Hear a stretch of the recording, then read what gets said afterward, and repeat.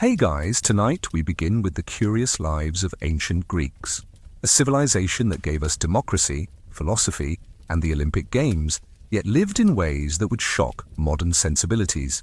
So before you get comfortable, take a moment to like the video and subscribe, but only if you genuinely enjoy what I do here.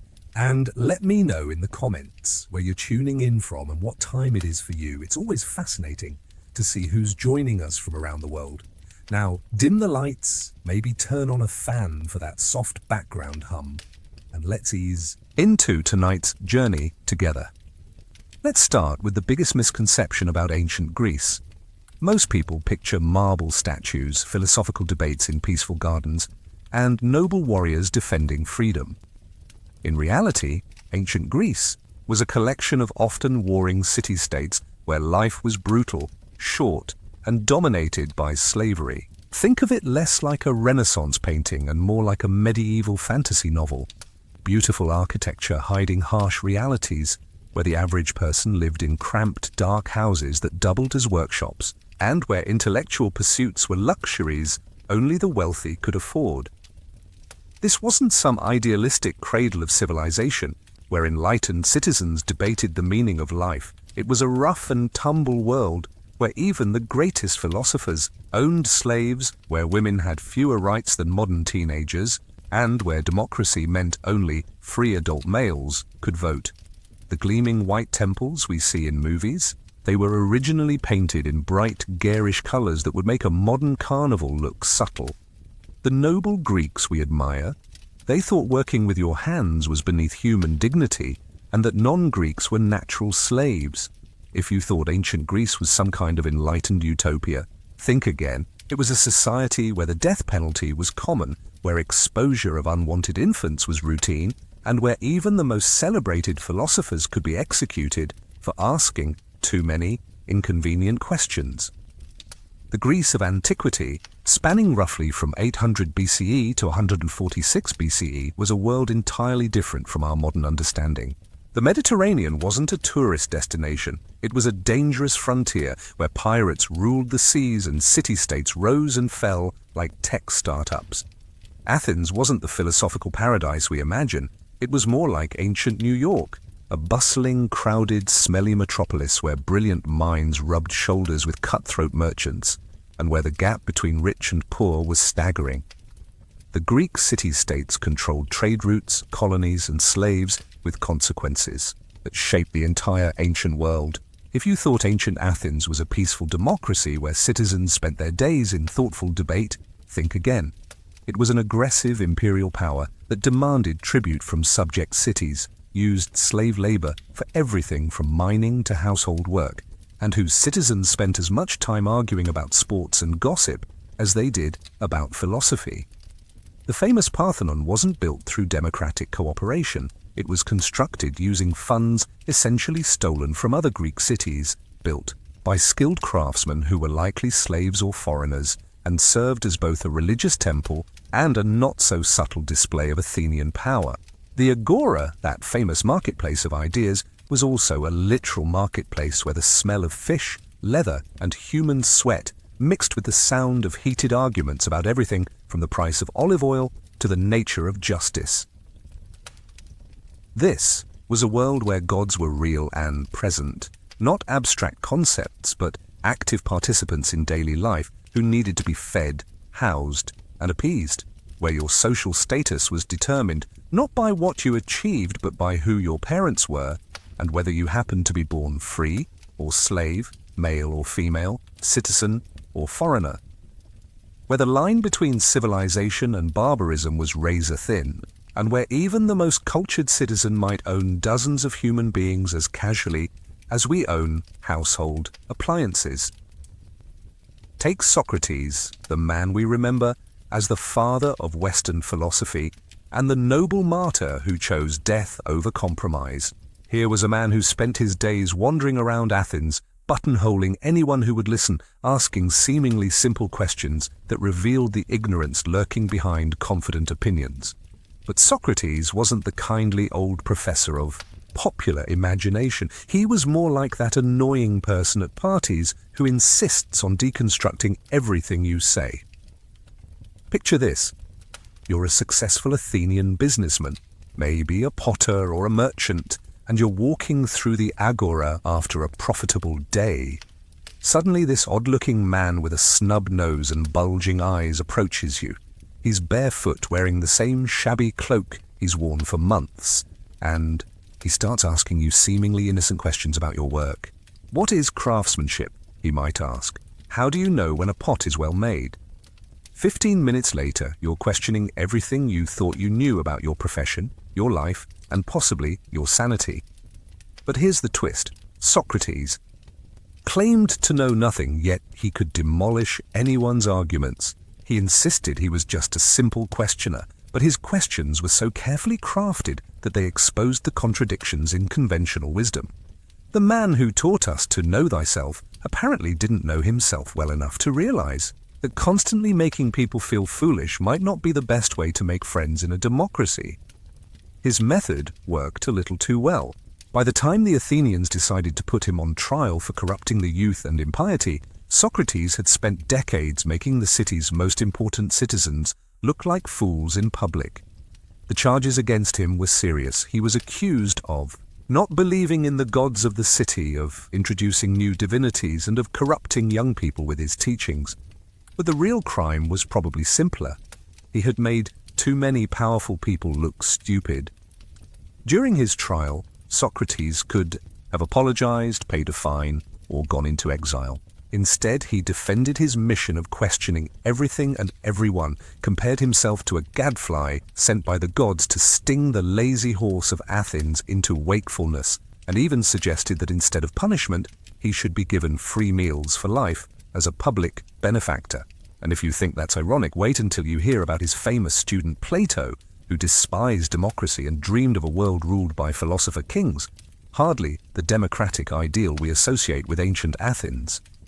The jury of 501 citizens found him guilty by a narrow margin, but when it came time to decide his punishment and he remained defiant, they voted overwhelmingly for death. Socrates spent his last month in prison, refusing opportunities to escape, discussing philosophy with his friends, and finally drinking the hemlock with apparent calm, treating his own death as just another philosophical problem to be examined. This wasn't just about one eccentric philosopher annoying his neighbors. Socrates represented something deeper and more troubling to the Athenian mind.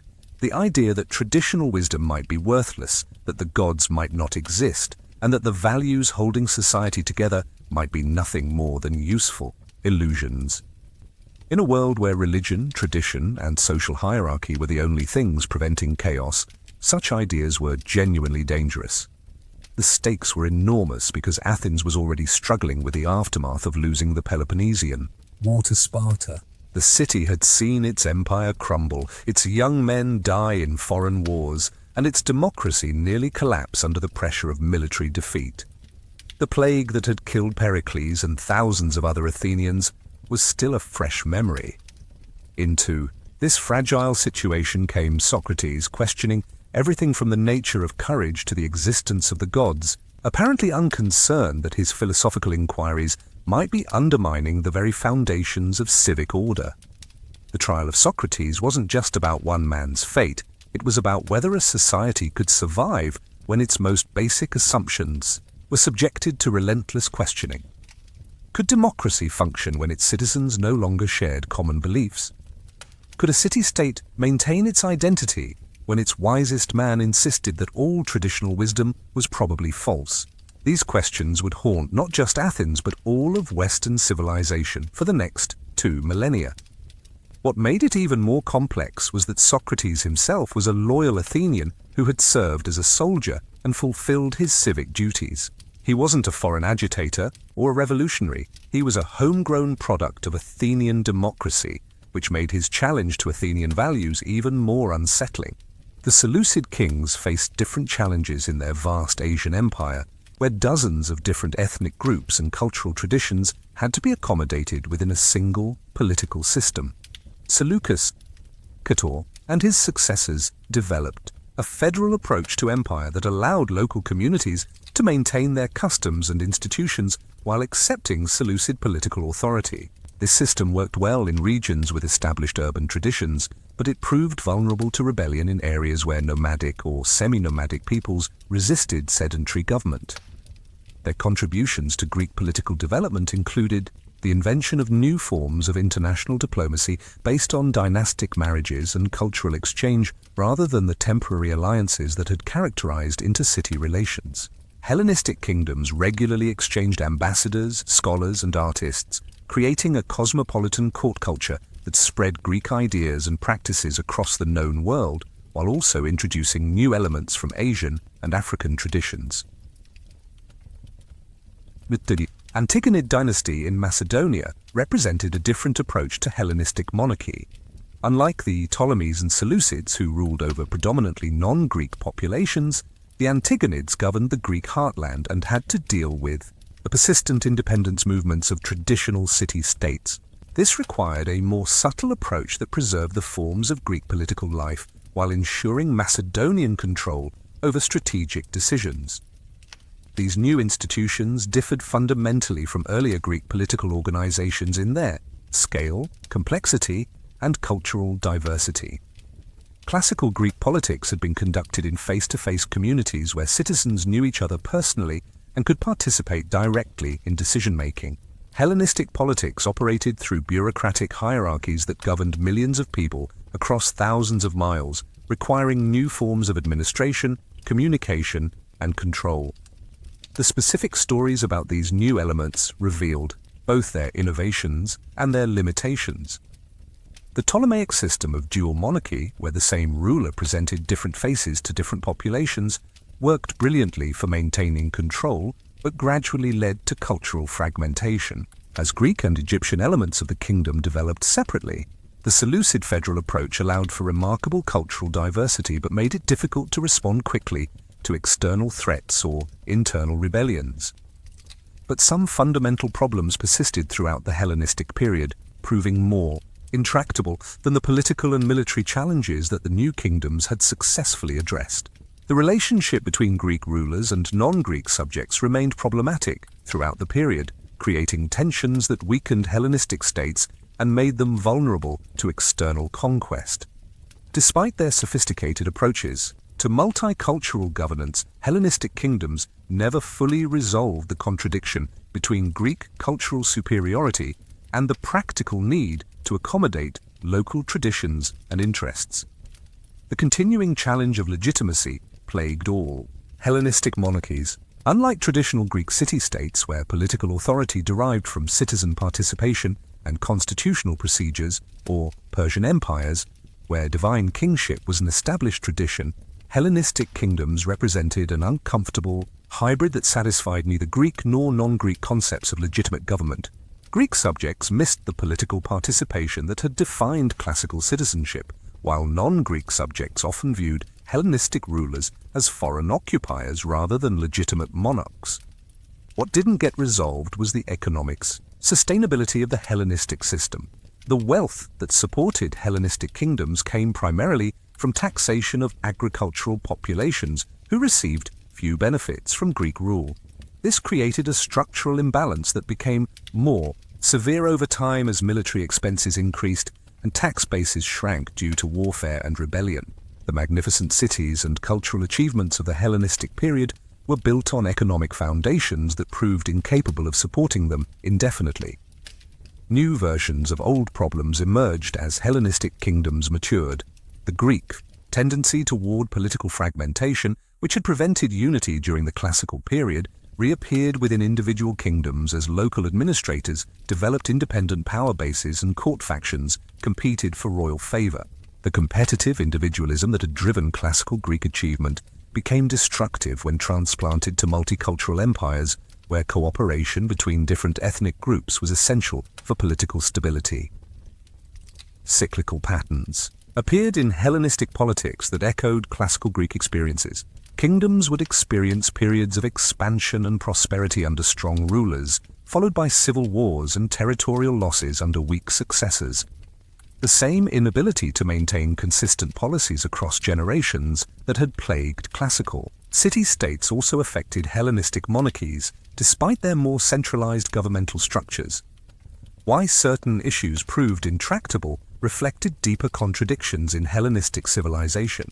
The Greek cultural values that had made Hellenistic expansion possible, intellectual curiosity, competitive excellence, political independence, were incompatible with the imperial structures necessary to govern vast multicultural territories.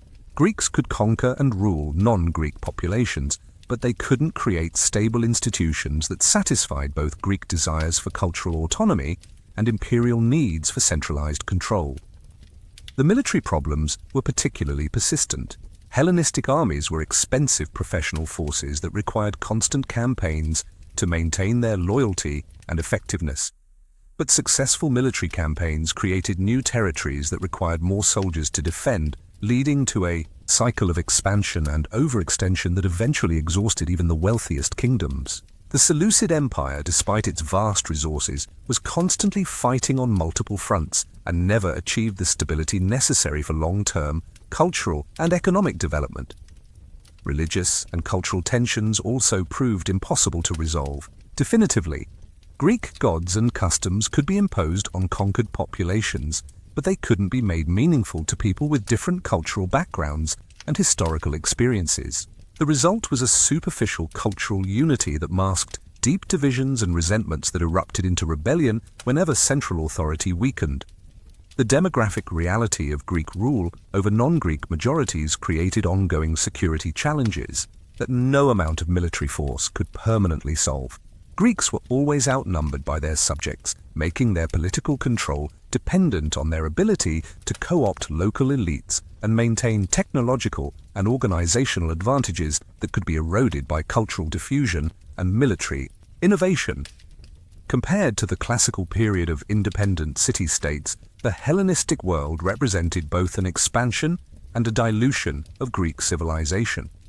What was unique about Hellenistic culture was its cosmopolitan character, the ability to synthesize elements from different traditions into new forms that were recognizably Greek but also genuinely innovative.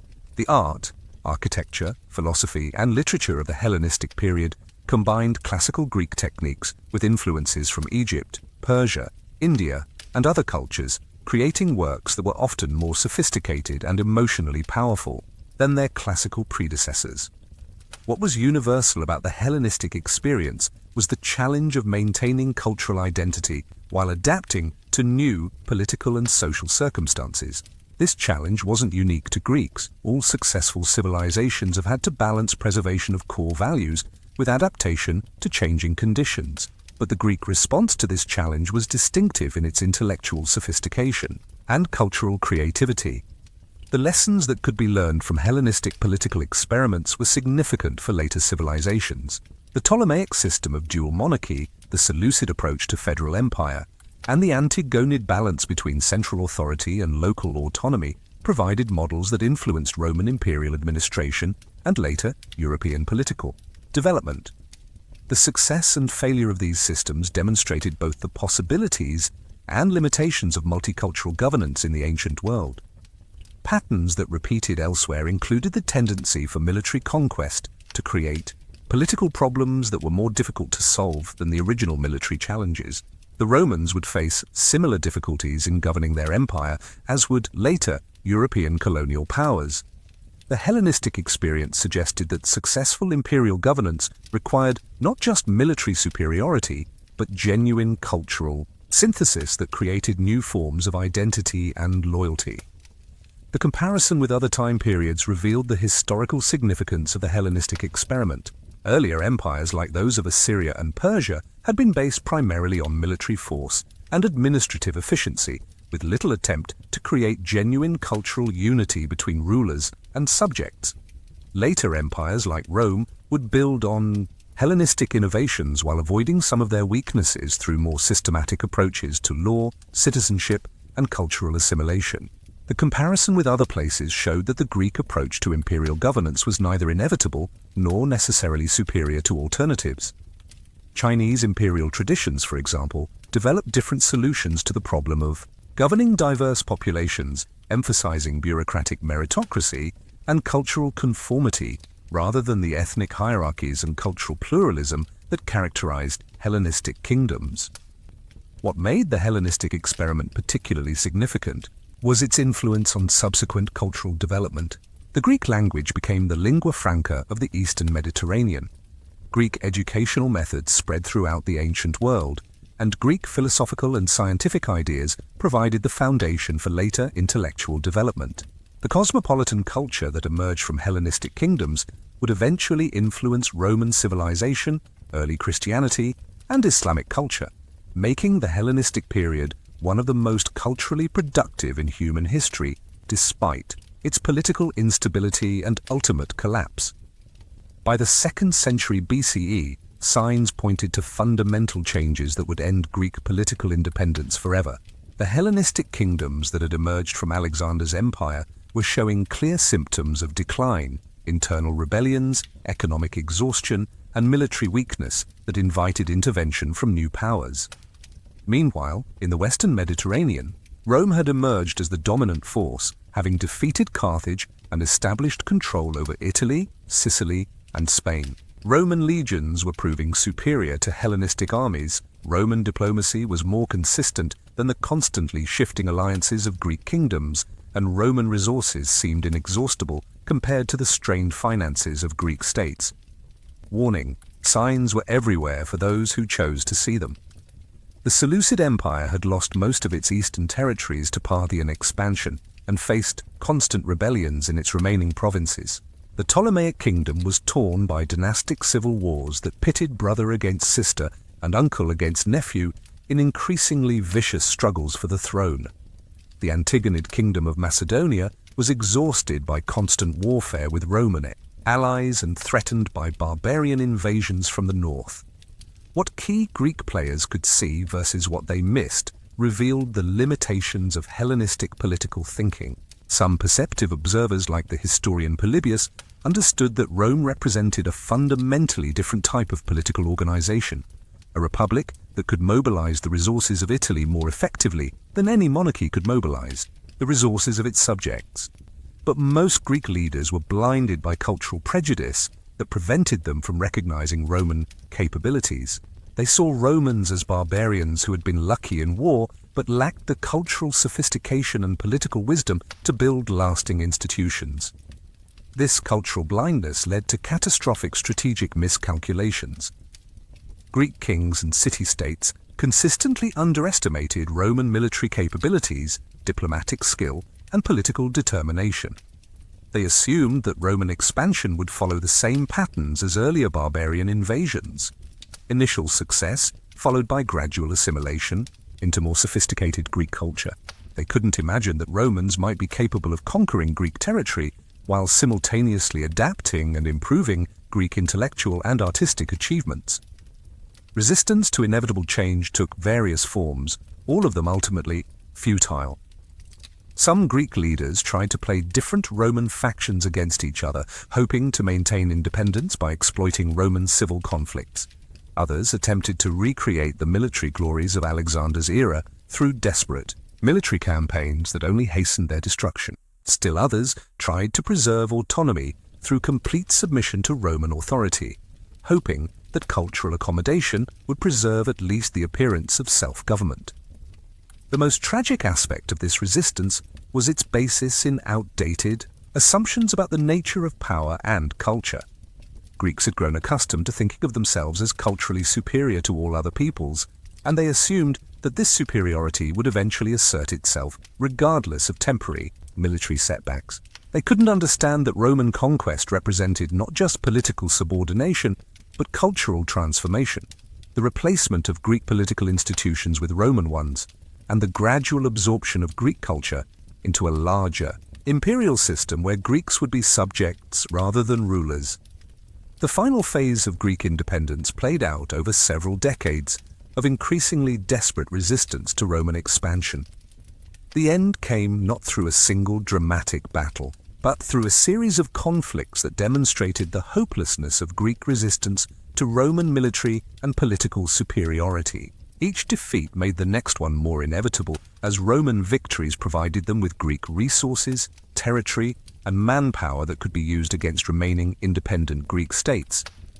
The Third Macedonian War, 171–168 BCE, marked the beginning of the end for Greek political independence. Perseus, the last Antigonid king of Macedonia, had attempted to build a coalition of Greek states capable of resisting Roman expansion. His diplomatic efforts showed sophisticated understanding of the Roman threat and the necessity of Greek unity, but they came too late and faced too many obstacles to succeed. Traditional Greek rivalries made cooperation difficult, while Roman gold and diplomatic pressure prevented the formation of an effective anti-Roman alliance. The decisive battle came at Pydna in 168 BCE, where the Roman legion of Lucius Aemilius Paulus faced the Macedonian phalanx of King Perseus in what amounted to a contest between military systems separated by centuries of tactical evolution. The Macedonian phalanx, essentially unchanged since the time of Philip II and Alexander, was a formidable formation when fighting on level ground against traditional enemies. But Roman legions were more flexible, better trained, and supported by superior logistics and engineering. The battle itself revealed the technological and organizational changes that made Roman victory inevitable. Roman soldiers fought as individuals, within a coordinated system, while Macedonian phalangites were effective only as part of a rigid formation. When the Roman manipular system broke the phalanx formation, individual Macedonians were helpless against Roman swords and shields designed for close combat. The massacre that followed wasn't just a military defeat, it was the symbolic end of the military system that had made Greek expansion possible. Perseus himself was captured and paraded through Rome as a trophy, ending the Antigonid dynasty and reducing Macedonia to a Roman province. But more significantly, the battle demonstrated to all Greek observers that traditional Greek military methods were obsolete and that resistance to Rome was futile. The psychological impact of Pydna extended far beyond its immediate military consequences, convincing many Greek leaders that accommodation with Rome was preferable to destruction. The Achaean War, 146 BCE, provided the final act in the drama of Greek independence. The Achaean League, the last significant Greek confederacy, had attempted to maintain autonomy through careful diplomacy and limited cooperation with Roman authority. But internal conflicts within the League provided Rome with pretexts for intervention, and Roman demands became increasingly incompatible with meaningful Greek self-government. The war itself was brief and one-sided.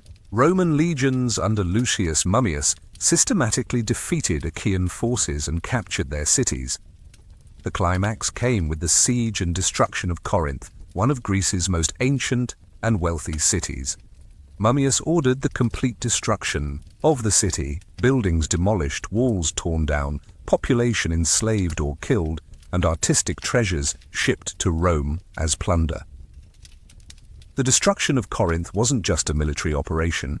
It was a deliberate act of cultural terrorism, designed to demonstrate the consequences of resisting Roman authority.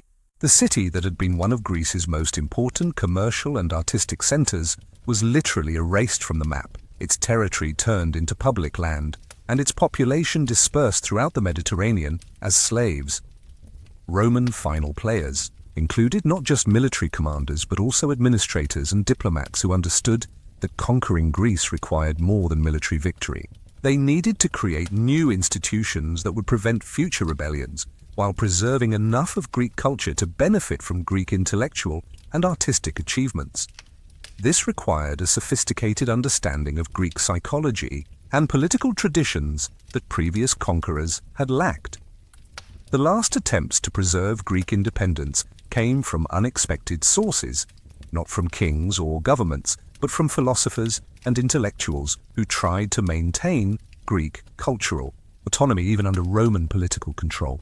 These efforts would prove more successful than military resistance, as Greek education, philosophy, and art would eventually conquer their Roman conquerors, but they marked the end of Greece as an independent political force and the beginning of its transformation into a province of a larger empire. The analysis of causes reveals multiple factors that made Roman conquest of Greece virtually inevitable once the process began. Internal problems within Greek states created vulnerabilities that Roman diplomacy and military force could exploit systematically. The Hellenistic kingdoms were plagued by dynastic disputes that divided their resources and attention, while Greek city-states remained locked in traditional rivalries that prevented effective cooperation against external threats. The economic foundations of Greek independence had been undermined by centuries of warfare and political instability. The wealth that had supported classical Athens came from empire and trade, but Hellenistic kingdoms were forced to spend enormous resources on military campaigns that produced diminishing returns. The taxation necessary to support professional armies created resentment among subject populations, while the tribute required from allied cities discouraged the economic development that might have provided sustainable prosperity. External pressures included not just Roman expansion, but also barbarian invasions from the north and Parthian expansion from the east that forced Greek states to fight on multiple fronts simultaneously. The Seleucid Empire lost most of its eastern territories to Parthian conquest, while the Antigonid kingdom faced constant pressure from Celtic and Thracian tribes. These multiple threats made it impossible for Greek states to concentrate their resources against Roman expansion. The role of individuals versus historical forces in determining the outcome reflects the complex interaction between personal decisions and structural constraints. Individual Greek leaders like Perseus of Macedonia and the leaders of the Achaean League made tactical and strategic errors that hastened their defeat, but they faced structural problems that would have been difficult for any leader to solve. The demographic reality of Greek rule over non-Greek populations, the economic strain of maintaining professional armies, and the political fragmentation inherent in the city-state system created challenges that transcended individual capabilities. What could have been done differently remains a subject of historical speculation, but the alternatives were limited by the constraints of Greek political culture and military technology. Earlier unification of Greek states might have created a force capable of resisting Roman expansion, but such unification would have required abandoning the political independence that Greeks valued most highly. Military reforms might have made Greek armies more effective against Roman legions, but such reforms would have required social and political changes that Greek states were unwilling to make. The question of inevitability versus contingency reveals the tension between structural, historical forces and the role of individual decisions in shaping events. Roman conquest of Greece was probably inevitable once Rome had unified Italy and defeated Carthage, because the resources and organizational advantages that Rome possessed were simply too great for divided Greek states to overcome. But the timing and manner of conquest were influenced by specific decisions made by individual leaders on both sides. The fundamental problem was that Greek political institutions were designed for a world of small, independent city-states competing for limited resources and territory within a relatively restricted geographic area. These institutions worked well for their original purpose, but proved incapable of adaptation to the challenges of governing large territories, managing multicultural populations, and competing with powers that had developed more effective forms of political and military organization. Roman success wasn't just a matter of superior military force, it reflected superior political institutions that could mobilize resources more effectively, maintain policy consistency across generations, and integrate conquered populations into an expanding system rather than simply exploiting them. The Roman Republic, for all its flaws, proved more adaptable and resilient than Greek monarchies or city-state confederations, giving Romans decisive advantages that mere military skill couldn't overcome. The immediate aftermath of Roman conquest was paradoxical. The end of Greek political independence coincided with the beginning of unprecedented Greek cultural influence throughout the Mediterranean world. Who stepped into the vacuum left by defeated Greek governments were Roman administrators who understood that governing Greek territories required more than military occupation. They needed to co-opt Greek intellectual and cultural elites, preserve Greek institutions that could be useful for imperial administration, and maintain the economic productivity that made Greek territories valuable to Rome. Short-term consequences included the transformation of Greece from a collection of independent political entities into a province of the Roman Empire. The administrative changes were comprehensive. Roman law replaced Greek legal systems, Roman officials governed where Greek magistrates had ruled, and Roman military units occupied strategic positions throughout former Greek territories. But these political changes coexisted with cultural continuity. Greek remained the primary language of education and intellectual discourse. Greek religious practices continued largely unchanged, and Greek artistic and literary traditions flourished. Under Roman patronage, contemporary reactions revealed the complex emotions that Greeks felt about their new situation. Some welcomed Roman rule as a source of stability and prosperity after centuries of warfare and political uncertainty. Others mourned the loss of political independence while acknowledging the practical benefits of imperial membership. Still, others began the process of cultural adaptation that would eventually make Greeks into Romans while simultaneously making Romans more Greek. The intellectual response was particularly significant. Greek philosophers and historians began to develop new theories about political development that could explain and justify Roman conquest.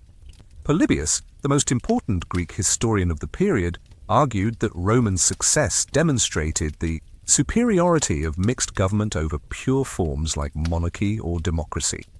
This intellectual accommodation of Roman rule would eventually provide the theoretical foundation for imperial ideology that justified Roman expansion throughout the Mediterranean. Attempts at revival or continuation of Greek political traditions took various forms, most of them unsuccessful in the long term.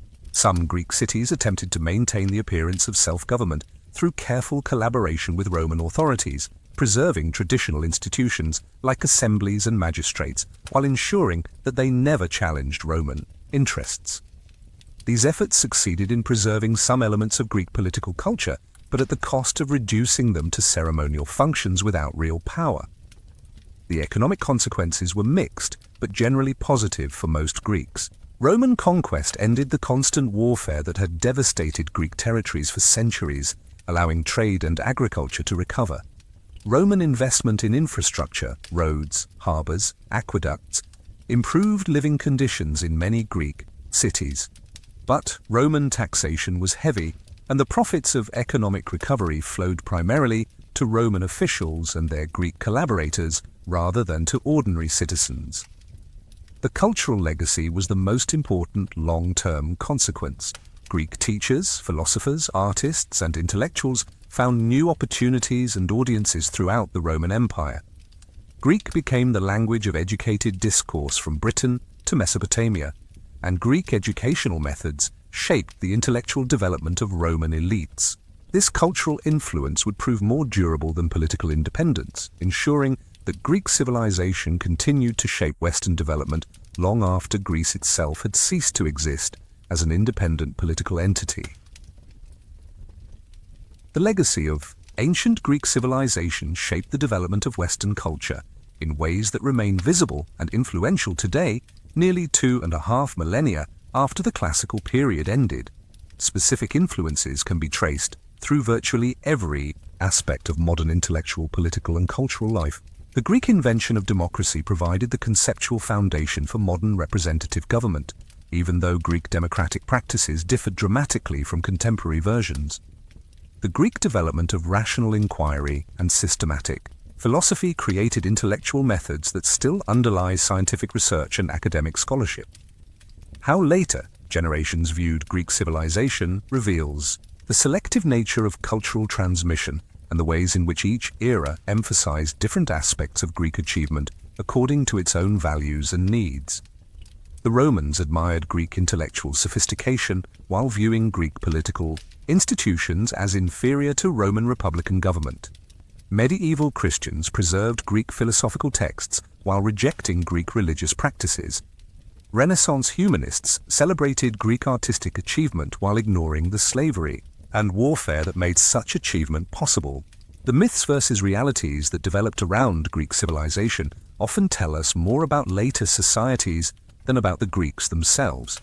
The Romantic movement of the 18th and 19th centuries created an idealized vision of ancient Greece as a paradise of artistic beauty and intellectual freedom, conveniently overlooking the brutality and inequality that characterized actual Greek society. This romanticized version of Greece influenced everything from neoclassical architecture to democratic political theory, but it bore little resemblance to the historical reality of Greek life.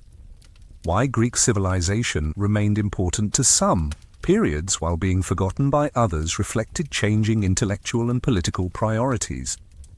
During the Dark Ages, when political decentralization and religious authority dominated European life, Greek emphasis on rational inquiry and civic participation seemed irrelevant or dangerous. But during the Renaissance, when European cities were rediscovering commerce and secular learning, Greek achievements provided models and inspiration for cultural revival.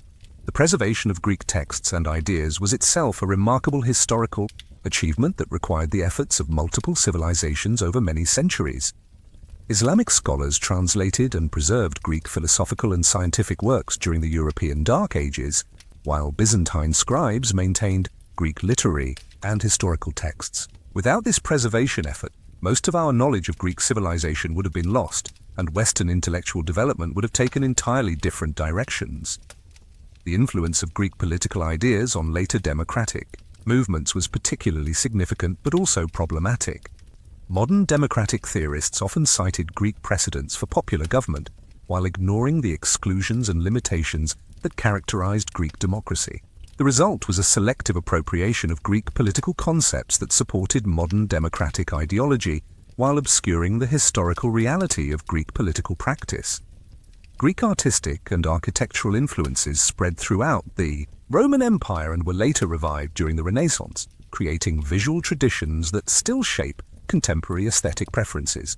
The proportions and decorative elements developed by Greek architects and sculptors became standard features of public buildings, while Greek literary forms like tragedy and epic poetry provided models for later artistic creation.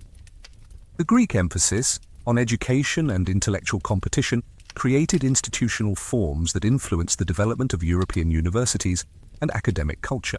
The Greek gymnasium, with its combination of physical and intellectual training, provided a model for comprehensive education that balanced mental and physical development.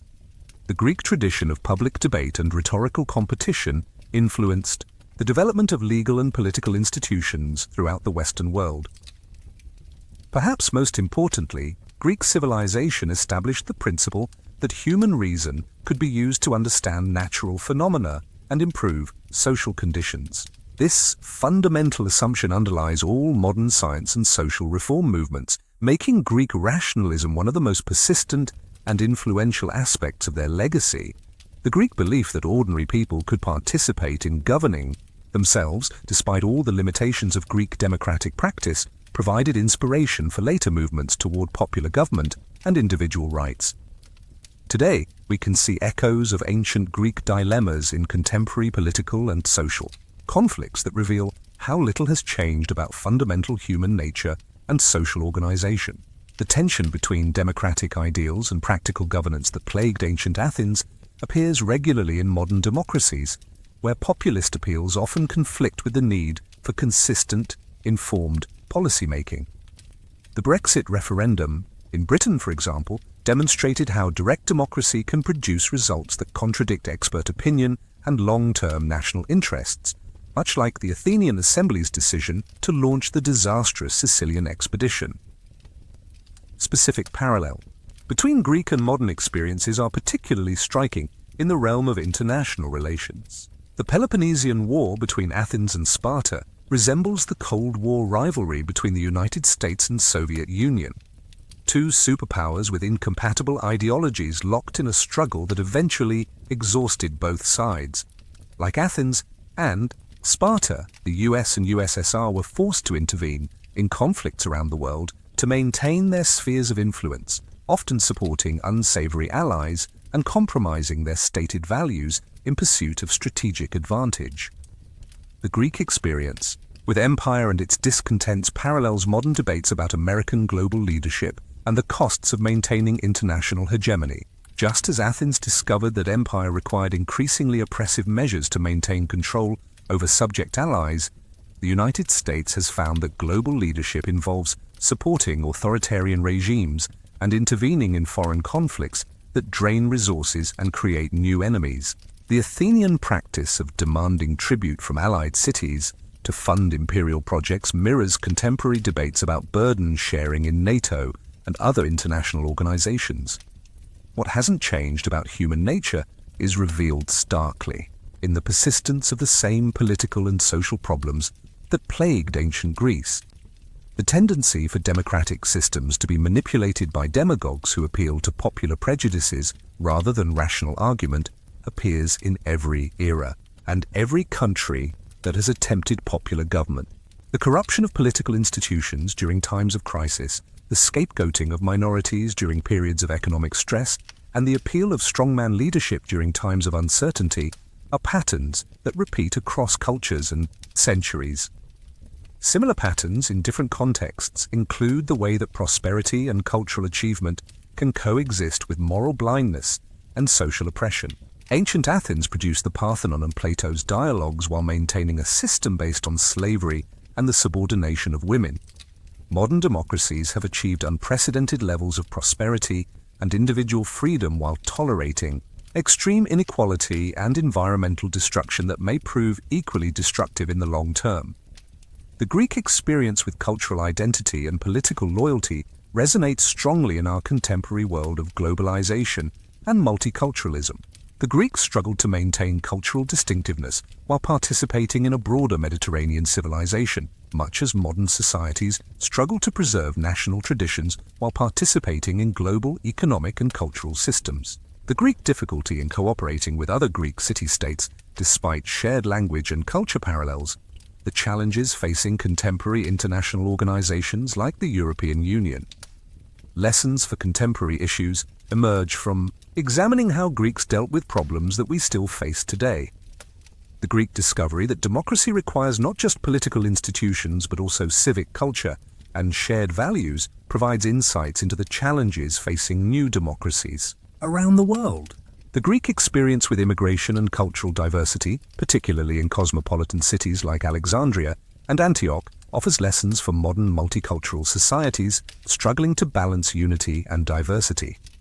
The Greek wrestling with the relationship between individual excellence and social equality remains relevant to contemporary debates about meritocracy, education, and social mobility. The Greek celebration of competitive achievement coexisted uneasily with democratic ideals of political equality, creating tensions that appear in modern discussions about standardized testing, affirmative action, and the role of elite institutions in democratic societies. Perhaps most significantly, the Greek experience with the limits of rational discourse in political decision-making provides sobering lessons for contemporary democratic societies. The Greeks invented logic, rhetoric, and systematic political theory, yet their political system was repeatedly manipulated by speakers who appealed to emotion rather than reason.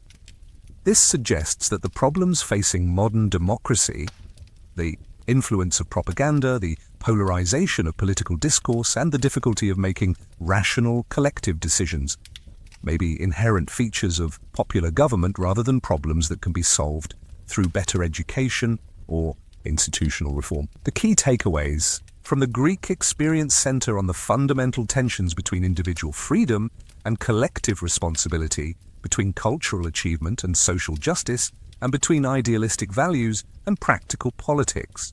These tensions cannot be resolved through clever institutional design or better education. They are permanent features of human social organization that each generation must address according to its own circumstances and values. Universal truths that emerge from studying Greek civilization include the recognition that all political systems involve trade-offs between competing values, and that no form of government can satisfy all human needs and desires simultaneously. Greek democracy provided political participation and individual expression, but proved incapable of making consistent long-term decisions or treating all residents equally. Greek oligarchy provided stability and military effectiveness, but at the cost of excluding most people from political influence. These trade-offs remain relevant to contemporary political choices. Warnings for today include the recognition that cultural sophistication and moral sensitivity don't necessarily go together. The Greeks who produced sublime art and profound philosophy also practiced slavery, subordinated women, and engaged in warfare of exceptional brutality. This suggests that intellectual and artistic achievement shouldn't be confused with moral progress, and that societies capable of great cultural accomplishments may simultaneously practice forms of oppression that later generations will find abhorrent. Inspirational elements from the Greek experience include their willingness to experiment with new forms of political and intellectual organization despite the risks involved. The Greeks invented democracy not because they had solved the problems of human governance, but because they were willing to try new approaches when traditional forms proved inadequate. Their intellectual curiosity and competitive spirit drove them to question conventional wisdom and explore new possibilities for human achievement. Practical lessons for contemporary societies include the importance of maintaining civic institutions and cultural practices that encourage active citizenship, rather than passive consumption. Greek democracy worked when it worked because citizens took personal responsibility for collective decisions, rather than delegating all authority to professional politicians and bureaucrats.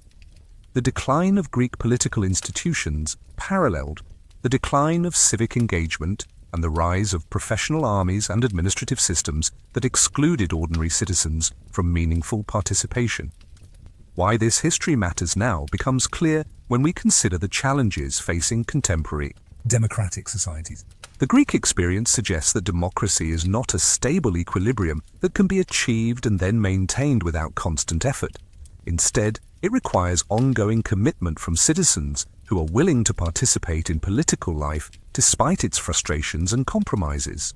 The Greek failure to maintain democratic institutions provides warnings about the fragility of popular government and the ease with which it can be corrupted or destroyed by internal conflicts and external pressures.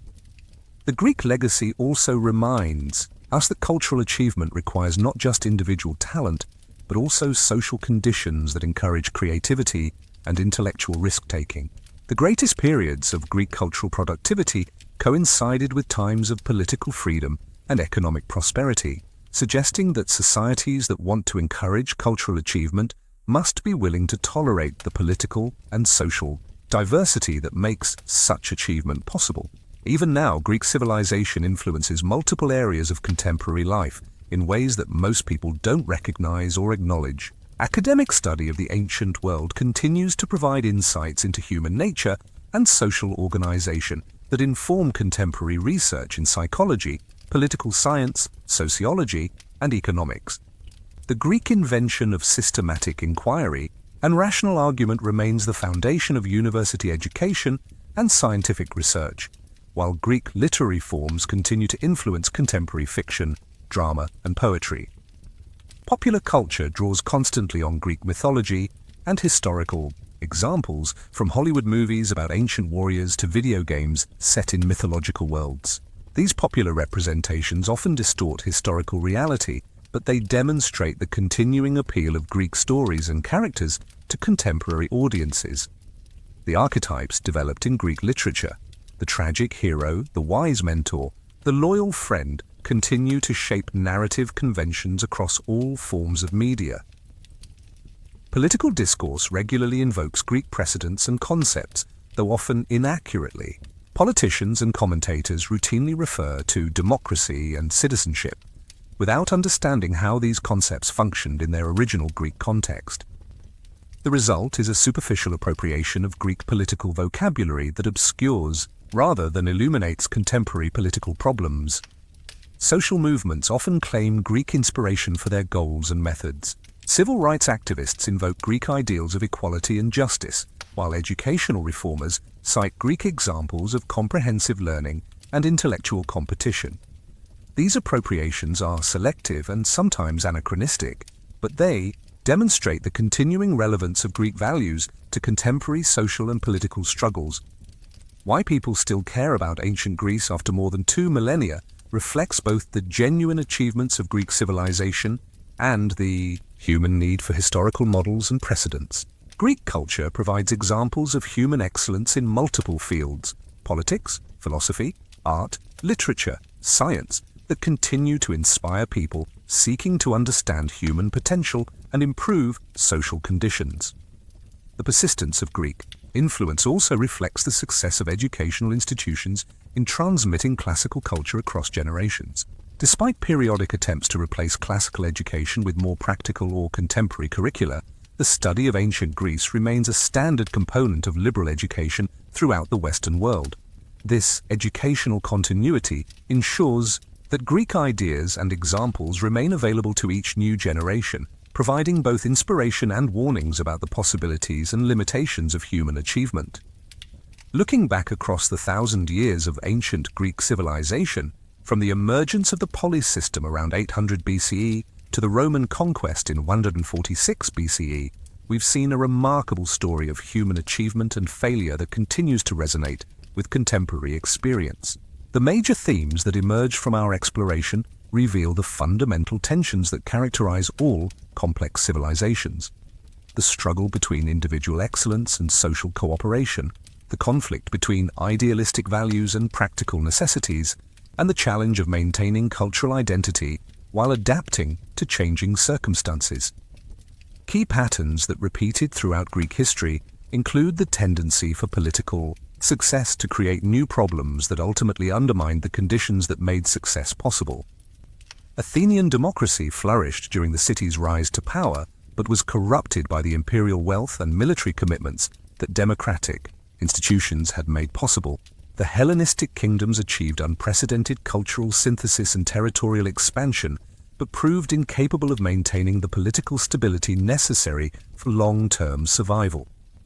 The most surprising discoveries from our journey challenge common assumptions about the relationship between cultural achievement and moral progress.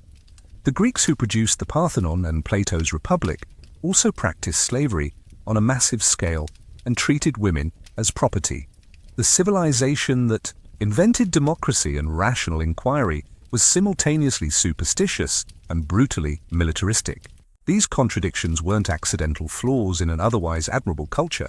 They were integral features of Greek civilization that help explain both its achievements and its ultimate failure.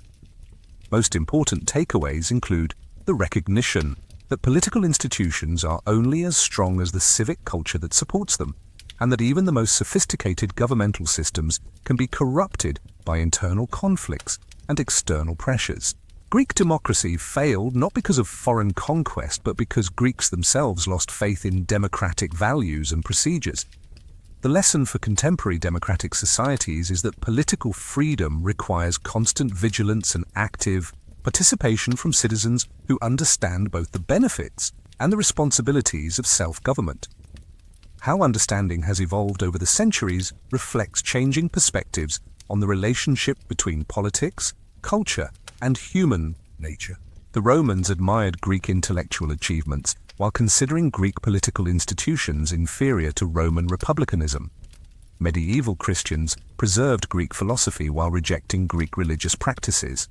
Modern Democrats celebrate Greek political innovations while often ignoring the exclusions and limitations that characterize Greek democratic practice.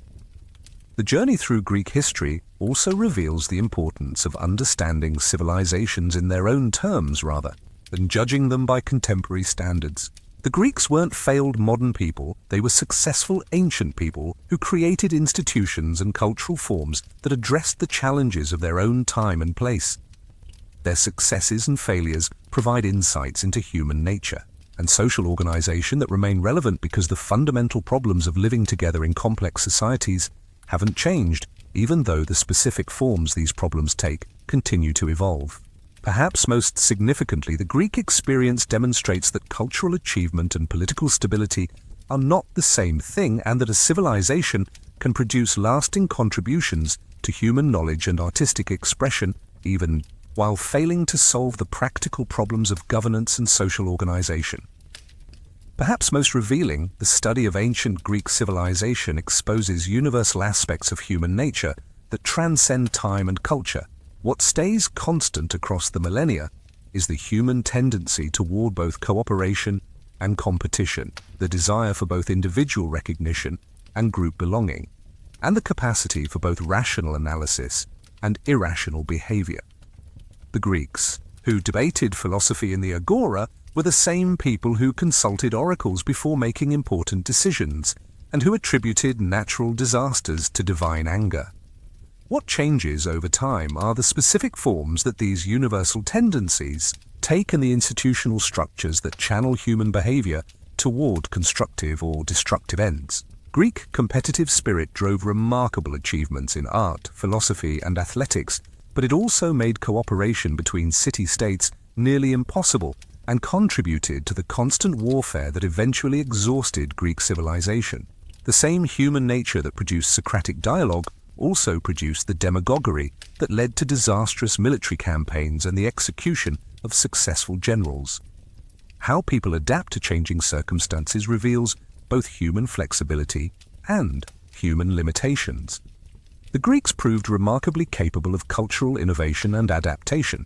They absorbed influences from across the Mediterranean world and synthesized them into new forms of art, literature, and political organization. But they proved less capable of institutional adaptation, clinging to city-state autonomy even when changed circumstances made larger political units necessary for survival. Universal struggles that appear in every era include the tension between elite expertise and popular opinion, the conflict between local loyalties and broader obligations, and the challenge of maintaining social cohesion in the face of economic inequality and cultural diversity. The Greeks dealt with these challenges through a combination of political institutions, cultural practices, and religious beliefs that provided temporary solutions, but never resolved the underlying tensions. Timeless motivations that drove Greek behavior, the desire for honor and recognition, the fear of shame and social exclusion, the need for security and prosperity continue to motivate human behavior today. Understanding these motivations helps explain both Greek achievements and Greek failures, and provides insights into contemporary political and social problems that have similar psychological foundations. The Greek experience with democracy reveals particularly important insights about human political behavior. Democratic institutions can function effectively when citizens share common values and are willing to compromise their individual interests for collective benefit. But democracy becomes dysfunctional when citizens lose faith in shared institutions and begin to view politics as a zero-sum competition between incompatible groups. The polarization and institutional breakdown that characterized late Greek democracy parallels contemporary concerns about the health of democratic institutions in many countries. Greek attitudes toward work, leisure, and social status provide insights into human values that remain relevant today. The Greek contempt for manual labor and commerce, combined with their celebration of intellectual and artistic achievement, reflected a particular understanding of human dignity and social worth that influenced Western culture for centuries. While we no longer accept the Greek assumption that some people are naturally suited for slavery, debates about the relationship between work and human value, about the proper balance between individual achievement and social equality, continue to shape contemporary political and social discourse. The Greek struggle with religious belief and rational inquiry reveals the persistent human need for both scientific understanding and spiritual meaning. Even the most rational Greek philosophers maintained religious beliefs and practices, suggesting that the human need for transcendent meaning cannot be satisfied by rational analysis alone. This insight remains relevant to contemporary debates about the relationship between science and religion, and about the sources of meaning and value in secular societies. Most fundamentally, the Greek experience demonstrates that human beings are capable of extraordinary achievements when social conditions encourage creativity, competition, and cooperation, but that these same conditions can also produce conflict, oppression, and, ultimately, self-destruction. Let me leave you with one final story that encapsulates the broader themes we've explored throughout this journey. In 86 BCE, 40 years after the official end of Greek independence, the Roman general Sulla was besieging Athens during his campaign against Mithridates of Pontus. The city that had once been the center of Greek civilization was now a minor, provincial town, its great days long past, its population reduced by warfare and emigration, its famous buildings crumbling from neglect and repeated sacking. Yet even in this desperate situation, the Athenians maintained the forms of their ancestral democracy. The assembly still met, though it had no real power. Magistrates were still elected, though they governed only with Roman permission. Schools still operated where students read Plato and Aristotle, though their teachers were often slaves, and their pupils the sons of Roman officials rather than Athenian citizens. During the siege, as food supplies dwindled and the walls began to crumble under Roman artillery, the Athenian assembly met to debate whether to surrender or continue fighting. The debate followed the ancient forms. Speakers took turns addressing the assembly, arguments were presented for and against various proposals, and eventually a vote was taken. The decision was to fight on, even though everyone knew that resistance was hopeless and that continued defiance would only make the eventual punishment more severe. This moment reveals everything that was both admirable and tragic about Greek civilization. Here were people facing certain defeat and probable death, yet they insisted on maintaining the democratic procedures that had defined their political identity for centuries. They could have simply surrendered and saved lives, but doing so would have meant abandoning the values that made them who they were. The form of the democracy had become more important than its substance, the procedure more significant than its practical consequences. When Sulla finally breached the walls, his soldiers found Athenians still debating in the agora, even as Romani. Legions poured into the city. Some of the defenders reportedly died with speeches half-finished, killed while trying to convince their fellow citizens of positions that no longer mattered. The Romans, practical people who admired Greek culture but found Greek politics incomprehensible, preserved the libraries and schools while dismantling the political institutions that had created them. Why this story encapsulates the broader themes becomes clear when we consider what it reveals about the relationship between ideals and reality, between cultural identity and political power, between the forms of civilization and its substance. The Athenians in 86 BCE were no longer the confident imperialists who had built the Parthenon, or the innovative thinkers who had created democracy. They were the inheritors of a tradition they could no longer fully understand or effectively practice.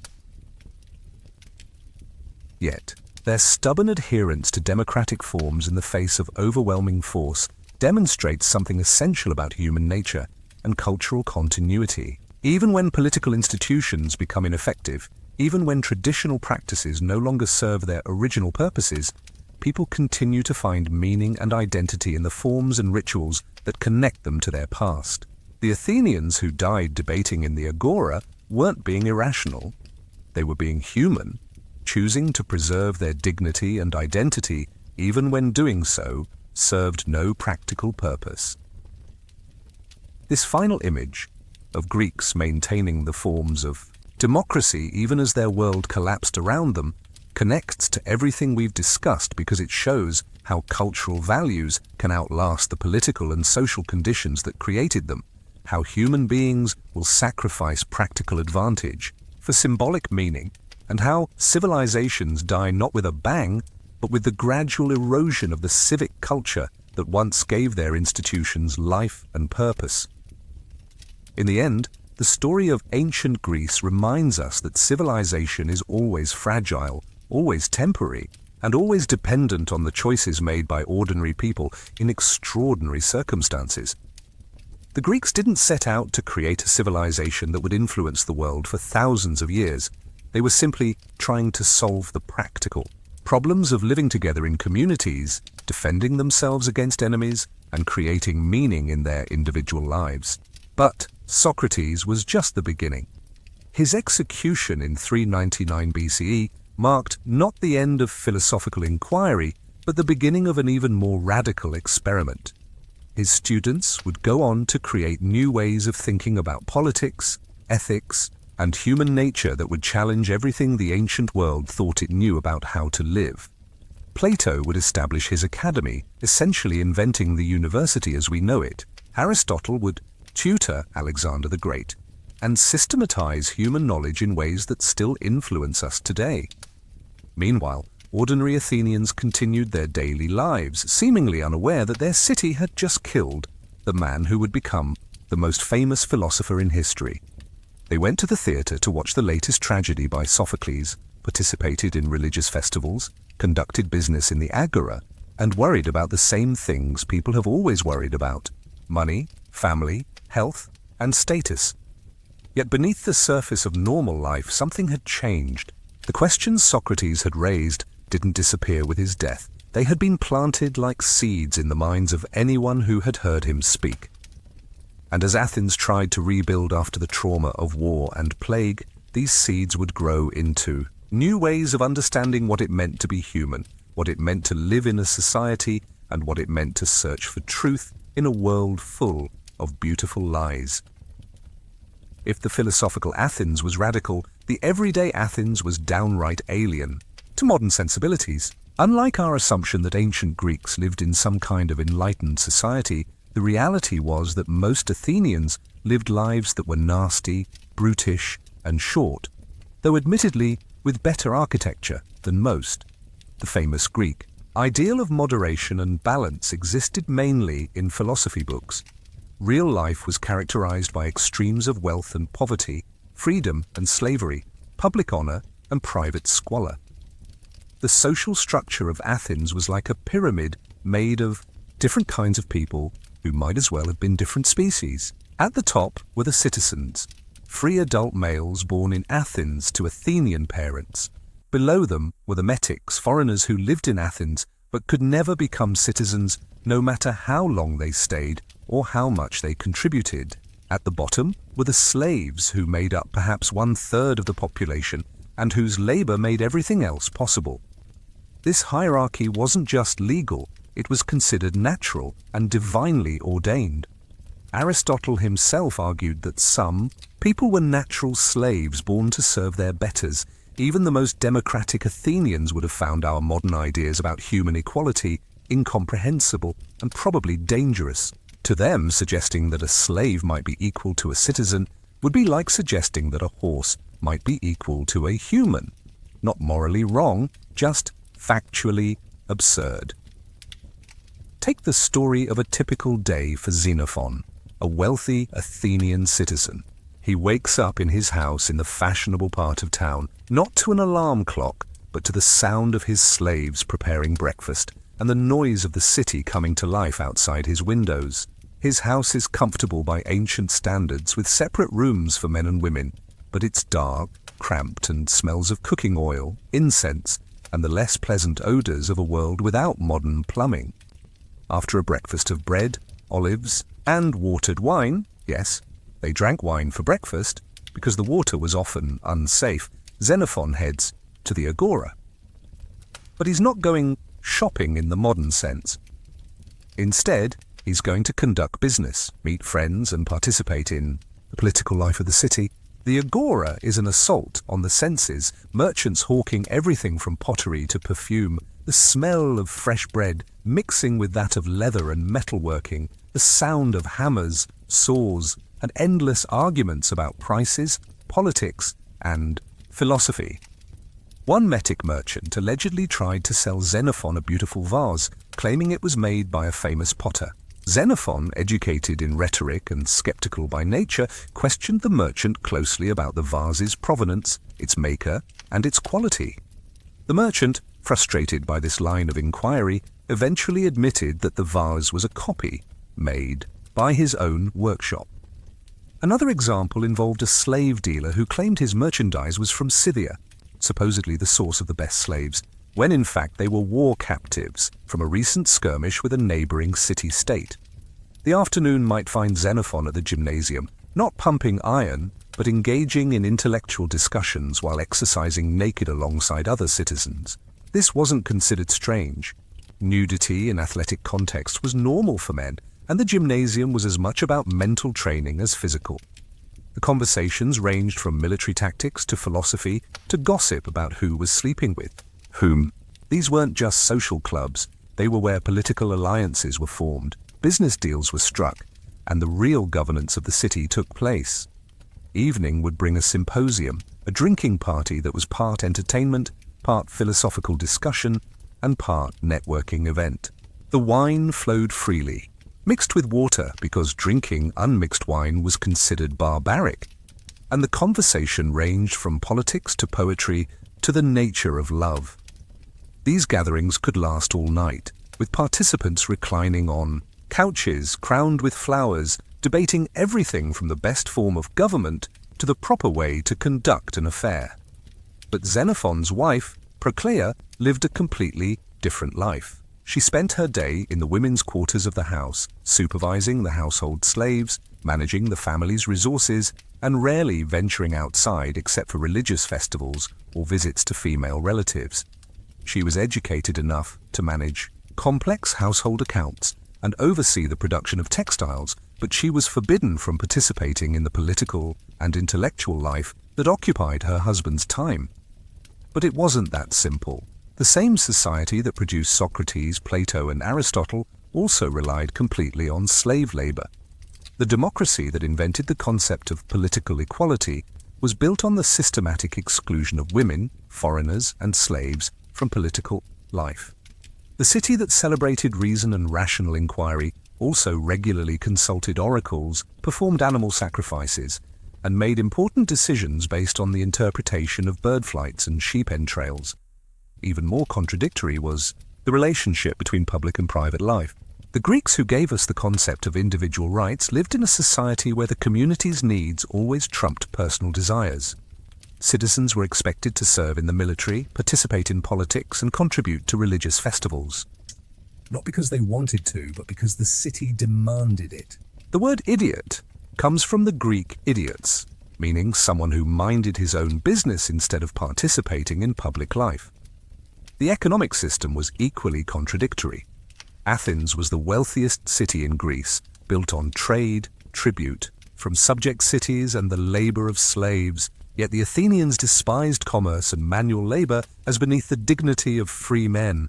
Ideally, a citizen should be wealthy enough to live off his property without working, leaving him free to pursue politics, philosophy, and warfare. This created a bizarre situation where the city's prosperity depended on activities that its citizens considered degrading. Religion presented another contradiction. The Greeks were famous for their rational approach to understanding the world, yet their daily lives were dominated by religious observance.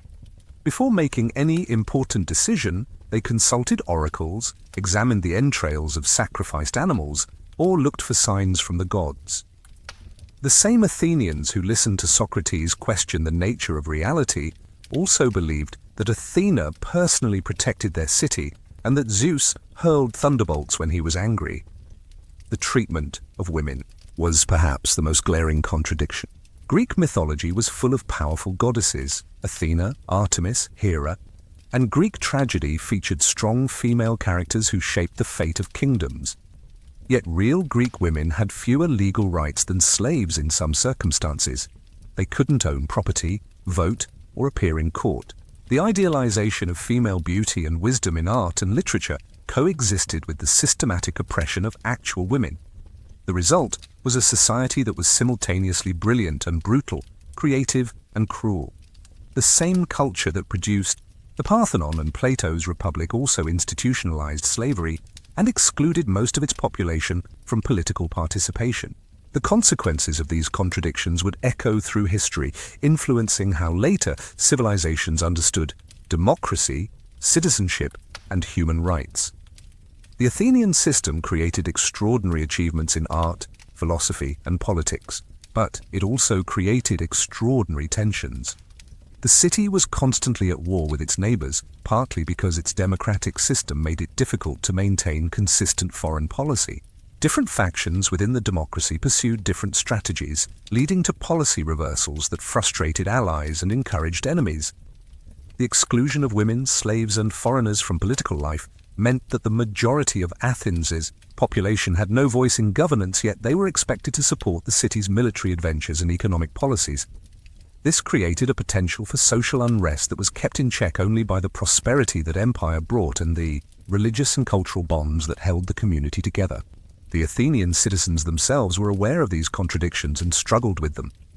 Playwrights like Sophocles and Euripides explored the tensions between individual conscience and civic duty, between divine law and human law, between the demands of family and the needs of the state. Philosophers like Plato and Aristotle tried to create theoretical frameworks that could resolve these tensions, though their solutions often involved even more radical exclusions and hierarchies. The economic contradictions created their own problems. The dependence on slave labor meant that Athens never developed a strong class of free craftsmen and merchants who might have provided economic stability. The disdain for manual labor meant that when military defeats cut off the supply of slaves and tribute, the city had difficulty adapting to new economic realities. Perhaps most importantly, the gap between democratic ideals and social reality created a cynicism that would eventually undermine the system itself. When the city that invented political equality practiced systematic inequality, when the society that celebrated reason relied on superstition, when the culture that praised individual excellence was built on the oppression of individuals, it became increasingly difficult for citizens to believe in the values that supposedly held their community together. Meanwhile, life in other Greek cities followed similar patterns but with different emphases. Sparta, Athens' great rival, solved the contradiction between democratic ideals and social hierarchy by abandoning democracy altogether, creating a military state where a small elite ruled over a large population of virtual slaves called helots. The Spartans achieved social unity by making their entire society into an army, but they paid the price in cultural and intellectual sterility. Other cities found their own solutions to the Greek dilemma. Some, like Corinth, embraced commerce and became wealthy through trade. Others, like Thebes, focused on military prowess and territorial expansion. Still others, like the cities of Ionia, became centers of learning and philosophy, attracting intellectuals from across the Mediterranean world. But all Greek cities faced the same fundamental challenges: how to create a stable society in a world of constant warfare, how to maintain prosperity without destroying the values that made prosperity worthwhile, and how to balance the needs of the individual against the demands of the community. The solutions they developed would influence not just their own time, but the entire course of Western civilization. If daily social life was a study in contradictions, then Greek religion was a masterpiece of organized chaos. While we think of Greek mythology as quaint stories about gods and heroes, for the ancient Greeks these weren't myths at all, they were breaking news. Zeus wasn't a character in a story, he was the most powerful being in the universe, and he lived just above the clouds where he could see everything you did and judge whether you deserved a lightning bolt to the face. Greek religion wasn't like modern faiths with systematic theology and moral codes. It was more like a cosmic protection racket where humans paid tribute to powerful supernatural beings in exchange for not being destroyed by them.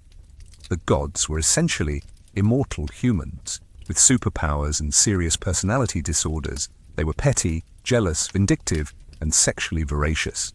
They played favorites, held grudges, and changed the rules whenever it suited them. This created a religious system that was simultaneously deeply meaningful and utterly unpredictable. Every natural disaster, military victory, personal success, or random accident was potentially a message from the gods. A farmer whose crops failed might wonder which deity he had offended. A merchant whose ship arrived safely might debate which god deserved the credit. A politician whose speech went well might sacrifice a goat to thank Apollo, while his opponent sacrificed a sheep to ask Athena for better luck next time. The Greeks didn't have a single holy book or unified doctrine. Instead, they had hundreds of local traditions, family customs, and regional variations, all loosely connected by shared stories about the same cast of divine characters. It was like having a religion based on soap opera characters. Everyone knew the basic plot lines, but the details varied depending on which version you heard and from whom. Consider the story of the Panathenaea, Athens' most important religious festival, held every 4 years to honor the city's patron goddess, Athena. This wasn't just a religious ceremony, it was a massive civic celebration that combined the Olympics, 4th of July, and Christmas into one spectacular event that lasted for days and involved the entire population of the city. The preparation began months in advance. Athenian women, both citizens and metics, worked together to weave a new peplos, a sacred robe for the statue of Athena housed in the Parthenon. This wasn't just any piece of clothing, it was a masterwork of textile art that depicted the goddess's victory over the giants, woven with gold thread and decorated with precious stones. The women who worked on it considered it both a religious duty and a civic honor, and the finished peplos was literally worth a fortune. Meanwhile, athletes prepared for the competitions that would accompany the festival. Unlike the Olympic Games, which were restricted to men, the Panathenaea included events for women and even slaves. There were foot races, chariot races, musical competitions, and poetry contests. The winners received amphoras filled with sacred olive oil from Athena's grove, prizes that were valuable enough to make people wealthy. But the heart of the festival was the procession that carried the new peplos from the agora to the Parthenon. Picture this: thousands of people walking through the streets of Athens, carrying offerings, leading sacrificial animals, singing hymns and celebrating their city's relationship with its divine protector. Citizens walked alongside metics and slaves, wealthy aristocrats marched next to poor craftsmen, and everyone, regardless of their social status, participated in honoring Athena. The procession included a ship on wheels, the Panathenaic ship, with the peplos hung from its mast like a sail. Young Athenian women, chosen for their beauty and virtue, rode on the ship as it was pulled through the streets. Behind them came sacrificial animals, hundreds of cattle that would be slaughtered and their meat distributed to the crowd, ensuring that even the poorest Athenians would feast on meat during the festival. At the Parthenon, the climax of the ceremony involved presenting the peplos to Athena's statue and performing the hecatomb, the sacrifice of 100 cattle. The smell of blood and burning meat filled the air as priests performed the ancient rituals that were believed to maintain the goddess's favor toward the city. The sacrificial meat was then distributed according to strict protocols. The gods got the bones and fat. The priests received choice portions, and the rest was shared among the citizens according to their status and contribution to the festival. One particularly memorable Panathenea occurred during the height of the Peloponnesian War, when Athens was under siege and resources were scarce. The city was desperate for divine favor, so the festival was even more elaborate than usual. Wealthy citizens competed to sponsor the most expensive offerings, hoping to win Athena's support for their military campaigns. The irony wasn't lost. On contemporary observers, Athens was spending enormous resources on religious ceremonies, while its soldiers lacked adequate supplies and its people faced starvation. Another significant religious event was the Eleusinian Mysteries, secret religious ceremonies that promised initiates a blessed afterlife. These weren't open to everyone. Candidates had to be sponsored by existing initiates, undergo purification rituals, and swear binding oaths of secrecy. The mysteries attracted people from across the Mediterranean, including many famous philosophers and politicians. The ceremonies themselves remain mysterious even today because the oath of secrecy was so effective that no ancient source describes them in detail. We know they involved ritual purification, sacred dramas reenacting the myth of Demeter and Persephone, and the revelation of sacred objects and formulas that were believed to guarantee salvation. Initiates claimed the experience transformed their understanding of life and death, but they took the details to their graves. What made the mysteries particularly interesting was their democratic character. While most Greek religious ceremonies reinforced social hierarchies, the Eleusinian mysteries were open to anyone who could speak Greek and hadn't committed murder, including women, slaves, and foreigners. In the sacred space of Eleusis, a slave might receive the same revelation as a wealthy aristocrat, and both would be bound by the same oath of secrecy. This wasn't isolated religious enthusiasm, it was part of a broader pattern of how Greeks understood their relationship with the divine world. Every city had its patron deity, every family had its ancestral spirits, every craftsman had a divine protector, and every natural feature had its associated god or nymph. Religion wasn't something you did on weekends, it was woven into every aspect of daily life. Before any important undertaking, whether a military campaign, a business venture, or even a marriage, Greeks consulted the gods through various forms of divination.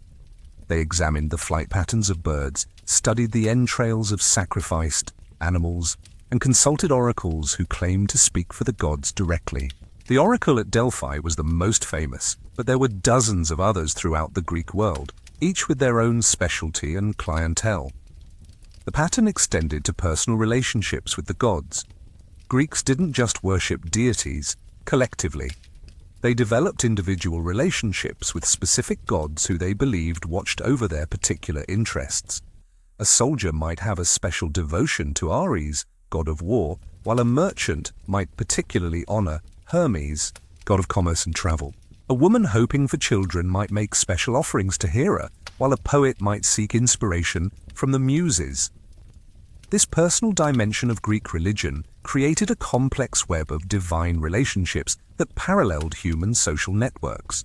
Just as a Greek citizen might have patrons and clients in the human world, he also had divine patrons who expected regular tribute and offered protection in return.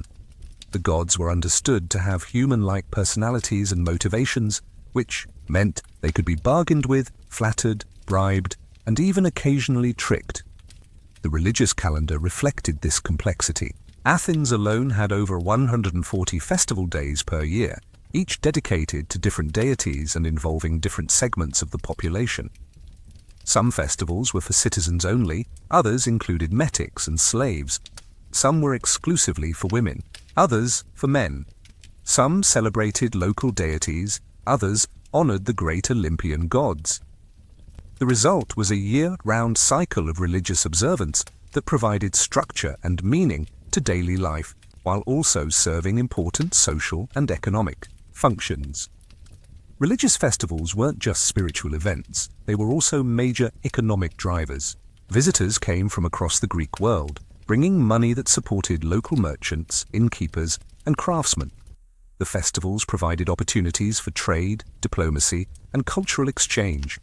They were where news was shared, alliances were formed, and the broader Greek community maintained its connections despite political divisions. The effects were profound and lasting. Greek religion created a shared cultural framework that unified the often warring city-states into a broader civilization. Despite their political differences, all Greeks worshipped the same basic pantheon of gods, shared similar myths and rituals, and participated in common festivals like the Olympic Games. This religious unity made possible the concept of Hellenism, the idea that Greeks everywhere, regardless of their specific city-state, belonged to a common culture. Who benefited from this system? Certainly the priests and priestesses who controlled the major temples and festivals. These weren't necessarily full-time religious professionals. Many were wealthy citizens who served term appointments, but they wielded enormous influence through their role as intermediaries between the human and divine worlds. The oracle at Delphi, for example, effectively controlled Greek foreign policy for centuries through her prophecies and advice. The wealthy also benefited because they could afford the most impressive offerings and sacrifices, which brought them divine favor and social prestige simultaneously. Sponsoring a religious festival or dedicating a temple was a way of demonstrating both piety and prosperity. The poor, meanwhile, benefited from the redistributive aspects of religious ceremonies.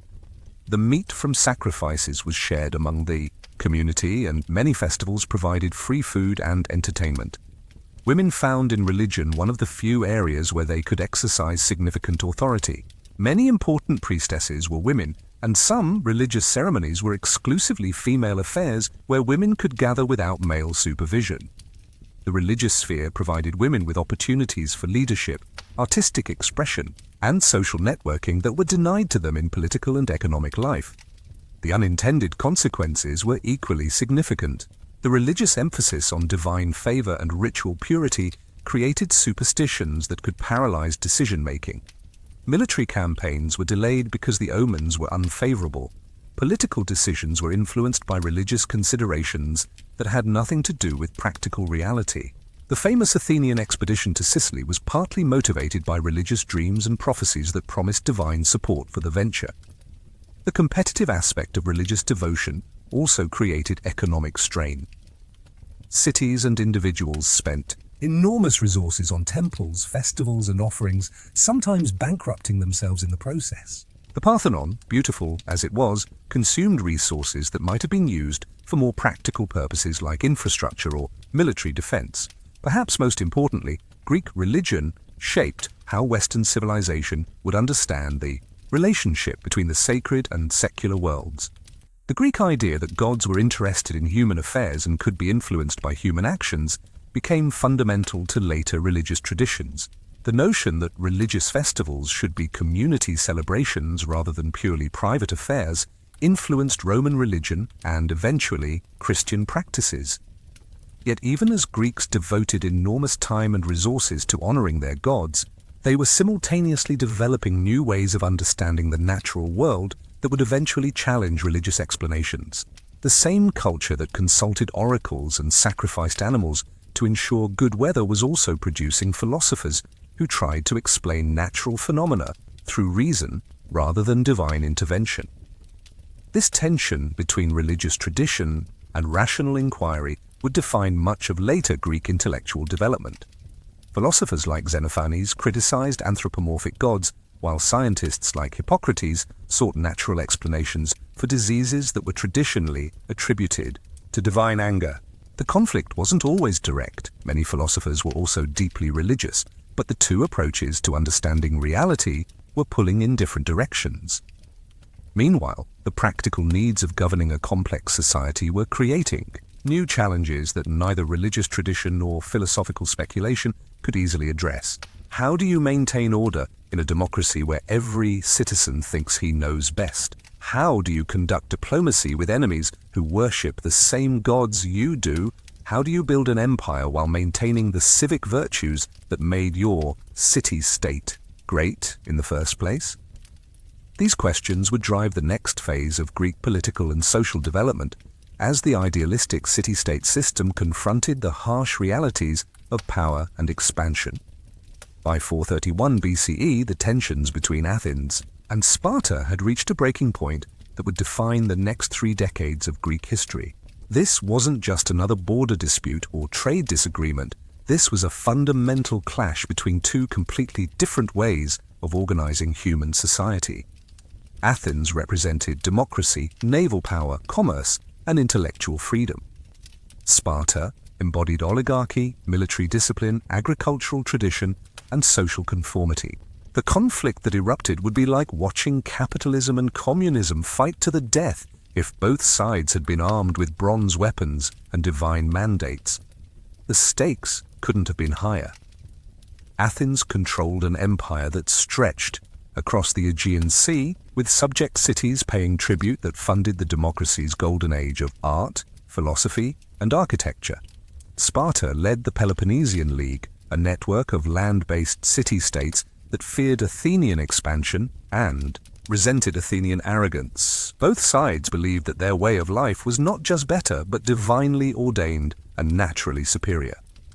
What made the situation explosive was that neither side could back down without losing everything that made them who they were. Athens couldn't abandon its empire without collapsing economically and politically. The tribute money funded everything from public works to military salaries to religious festivals. Sparta couldn't ignore Athenian expansion without betraying its role as the defender of traditional Greek values and the liberator of cities oppressed by Athenian imperialism. The war that was about to begin would last 27 years, involve virtually every Greek city-state and ultimately destroy the classical Greek world as thoroughly as any foreign invasion. It would turn neighbor against neighbor, corrupt the democratic ideals that Athens claimed to represent, and demonstrate that Greek civilization's greatest enemy wasn't Persian despotism or barbarian invasion. It was itself.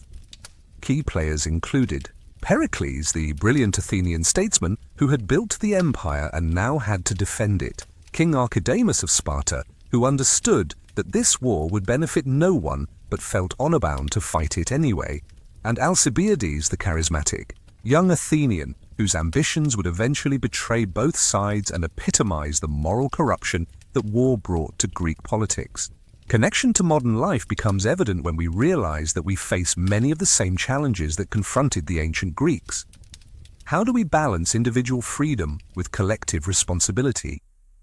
How do we maintain democratic institutions when they produce results we don't like? How do we preserve cultural values while adapting to changing circumstances?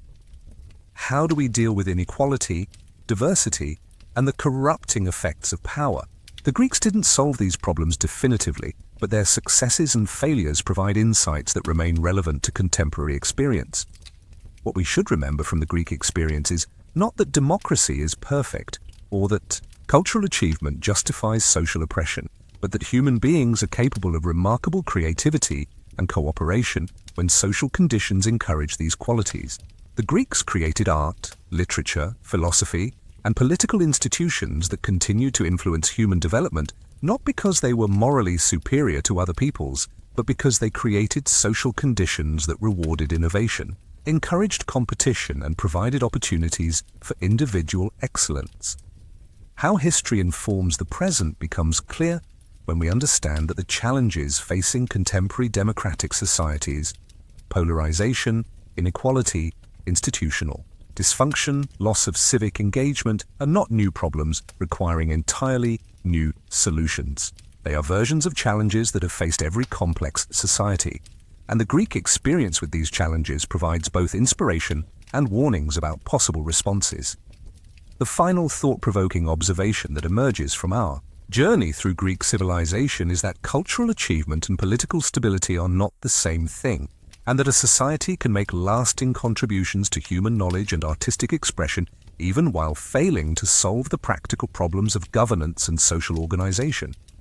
The Greeks gave us democracy, philosophy, and tragic drama, not despite their political failures, but partly because of them. Their competitive individualism drove extraordinary achievements while making stable cooperation nearly impossible. This suggests that we shouldn't expect any civilization, including our own, to achieve perfection in all areas simultaneously. Every society involves trade-offs between competing values, and every generation must decide which trade-offs it's willing to make. The Greek legacy reminds us that these choices have consequences, not just for immediate prosperity and security, but for the kind of culture we create and pass on to future generations. The Greeks chose to prioritize individual excellence and political freedom, accepting the social conflicts and instability that these choices entailed. Whether their choices were wise depends partly on whether we still value the cultural achievements that those choices made possible. As we reach the end of this long journey through the curious lives of ancient Greeks, it's worth remembering that these weren't mythological figures or historical abstractions. They were real people who lived, loved, struggled, and died in ways that weren't so different from our own experiences. They worried about their children's futures, argued with their neighbors about politics, tried to make sense of natural disasters and personal tragedies, and hoped that their lives would have meaning beyond their individual existence. The fact that we're still talking about them more than 2,000 years later suggests that they succeeded, at least partially, in creating something that transcended their individual mortality. Not because they were perfect, but because they were fully human, capable of both extraordinary achievement and tragic failure, of sublime wisdom and foolish mistakes, of great nobility and petty cruelty. In that humanity, perhaps, lies the real lesson of ancient Greece, that ordinary people, working together despite their differences and limitations, can create extraordinary things that outlast the civilizations that produced them. The questions they asked are still our questions. The problems they faced are still our problems. And the hope that drove them, that human beings can create meaning and beauty in an uncertain world, remains our hope as well. Rest well, knowing that the conversation they started continues, and that you're part of it. The spark that ignited this civilizational conflict came from an unlikely source, a dispute over Corcyra, a distant island that most Greeks couldn't locate on a map. But in the interconnected world of Greek city-states, where every alliance mattered, and every precedent set dangerous examples, even remote conflicts could trigger world wars. Corcyra had been founded by Corinth, but had grown powerful enough to challenge its mother city. When civil war broke out on the island between democratic and oligarchic factions, both Athens and Sparta saw opportunities to advance their interests. Athens supported the Democrats, while Sparta backed the oligarchs. What started as a local political dispute quickly escalated into a proxy war between the two great powers. The situation exploded during a naval battle off Corcyra in 433 BCE.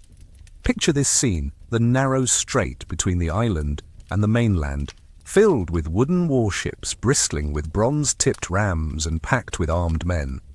The Corcyraean Democrats, supported by a small Athenian fleet, faced off against the oligarchs backed by their Corinthian allies. The water churned with foam and blood as ships rammed each other, their crews fighting desperately with spears and swords while trying not to drown in their heavy armor. At the crucial moment, when it looked like the Corinthians might win, 10 additional Athenian ships appeared on the horizon. The Athenian admiral had been ordered not to fight unless Corcyra was in immediate danger of falling, but now he faced an impossible choice. Watch potential allies be massacred or commit an act of war against Corinth and its Spartan protectors. He chose war. The Athenian ships entered the battle, their bronze rams smashing through Corinthian hulls, while their archers sent volleys of arrows into packed enemy decks. The Corinthians, outnumbered and outmaneuvered, began to retreat. But as they did, one of their ships deliberately rammed and sank a Corcyraean vessel that was attempting to surrender, killing everyone aboard, including prisoners who had already laid down their arms.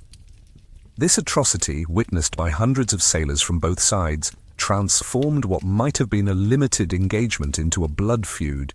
The Athenians and their allies began hunting down Corinthian survivors in the water, spearing them like fish while they begged for mercy. The Corinthians responded by executing their own prisoners and throwing the bodies overboard where they floated among the wreckage as food for seabirds. Word of the massacre reached Athens and Sparta almost simultaneously, carried by fast ships, whose crews had been sworn to secrecy, but who whispered the terrible details to anyone who would listen. In Athens, the assembly erupted in angry debate. Some speakers called for full mobilization against Sparta. Others warned that Athens was being drawn into a war it couldn't win. Pericles himself spoke for restraint, but his words were drowned out by younger politicians who saw opportunity in crisis. In Sparta, the reaction was more ominous because it was more controlled. The ephors, Sparta's annual magistrates, met in secret sessions with the kings and the council of elders. There was no public debate, no passionate speeches, just cold calculation of interests and honor. The Spartans had long feared that Athens was growing too powerful. Now Athens had actually attacked fellow Greeks in support of rebels against a legitimate government. The final provocation came from an unexpected source, the city of Potidæa, a Corinthian colony that paid tribute to Athens but maintained cultural and religious ties to its mother city. When Athens demanded that Potidæa expel its Corinthian magistrates and tear down its defensive walls, the city refused and asked Sparta for protection. Sparta secretly promised military support, turning what should have been a minor administrative dispute into a test of wills between the two superpowers. The siege of Potidæa became a symbol of everything wrong with the Greek political system. Athens spent enormous resources, 2,000 talents, enough to build 2 Parthenons, besieging a city whose only crime was maintaining its traditional relationships. The Potidæans, trapped between conflicting loyalties, suffered through 2 winters of starvation, while Athens and Sparta maneuvered for advantage. Finally, in 432 BCE, Sparta's allies met in assembly and formally voted that Athens had violated the peace treaty. The Spartan assembly, after listening to speeches from allies and enemies alike, voted for war by an overwhelming margin. King Archidamus himself opposed the decision, warning that the war would last longer and cost more than anyone imagined, but even he was swept along by the tide of events. The declaration of war was delivered to Athens by Spartan heralds, who arrived, wearing olive branches and speaking in the ancient formal language reserved for such occasions. They offered Athens a final chance to avoid war, abandon the empire, restore autonomy to the subject cities, and return to the simple life of an ordinary Greek polis. The Athenian assembly's response was predictable: laughter, followed by anger, followed by a counter-declaration that essentially told Sparta to mind its own business. And so began the war that would destroy classical Greece, not through foreign conquest, but through the Greeks' own inability to resolve their contradictions peacefully. The response was immediate and catastrophic. Within months, the Greek world had divided into 2 armed camps, with neutrality becoming increasingly impossible, as both sides demanded absolute loyalty from every city-state. The war that began with naval battles and sieges quickly degenerated into something unprecedented in Greek experience: total war aimed not just at military victory, but at the complete destruction of the enemy's way of life. Sparta's strategy was brutally simple: invade Attica every spring, destroy the crops, and force the Athenians to come out and fight a land battle they couldn't win. The Spartans marched into Athenian territory like clockwork, their red cloaks and bronze armor gleaming in the Mediterranean sun, systematically burning olive groves that had taken generations to mature, and destroying vineyards that represented family legacies stretching back centuries. Athens responded with its own version of total war, using its naval superiority to raid the Spartan coast, cutting off trade routes and attempting to foment helot revolts that would destroy Sparta from within. Athenian ships appeared suddenly off Spartan beaches, disgorging hoplites who burned temples, destroyed farms, and killed anyone who resisted before disappearing back to sea like maritime ghosts. The immediate consequence for ordinary Greeks was suffering on a scale they'd never experienced. Athenian farmers watched their life's work go up in smoke every summer, then crowded into the city during the siege season, living in makeshift camps between the long walls that connected Athens to its port at Piraeus. The overcrowding created perfect conditions for disease, and in 430 BCE, a plague struck Athens that killed perhaps 1/3 of the population, including Pericles himself. The plague wasn't just a medical disaster. It was a moral catastrophe that destroyed social bonds and religious faith. Thucydides, who survived the disease, described scenes of social breakdown where people abandoned traditional customs, ignored religious taboos, and lived only for immediate pleasure because they expected to die soon anyway. Bodies piled up in the streets because there weren't enough living people to bury the dead, and the temples filled with corpses of people who had sought divine healing but found only death. Political fallout was equally severe. In Athens, the war created opportunities for demagogues who promised easy victories and quick solutions to complex problems. Traditional leaders like Pericles, who counseled patience and moderation, were replaced by firebrands like Cleon, who promised to end the war through total victory over Sparta. Democracy, which had functioned reasonably well during peacetime prosperity, began to make increasingly irrational decisions under the pressure of war and plague. Sparta faced its own internal contradictions. The state that prided itself on military virtue found itself increasingly dependent on helot labor, while its citizen soldiers spent years away from home fighting distant campaigns. The rigid social system that had made Sparta strong proved inflexible when faced with new challenges like naval warfare and extended sieges. Perhaps most tragic was the effect on Greek culture and values. The civilization that had produced the Parthenon and Sophocles tragedies began to lose faith in the ideals that had made those achievements possible. Honor became an excuse for atrocity, patriotism became a cover for self-interest, and the gods seemed to have abandoned their chosen people to mutual destruction. The war that was supposed to decide whether democracy or oligarchy represented the better way of life instead demonstrated that neither system could handle the pressures of prolonged conflict without corrupting itself beyond recognition. This Peloponnesian War wasn't just another conflict between rival powers, it represented the failure of the Greek city-state system itself. The very qualities that had made Greek civilization great, independence, competition, pride in local traditions, made it impossible for Greeks to unite against common challenges or to resolve disputes peacefully. What the war revealed about the Greek system was deeply troubling.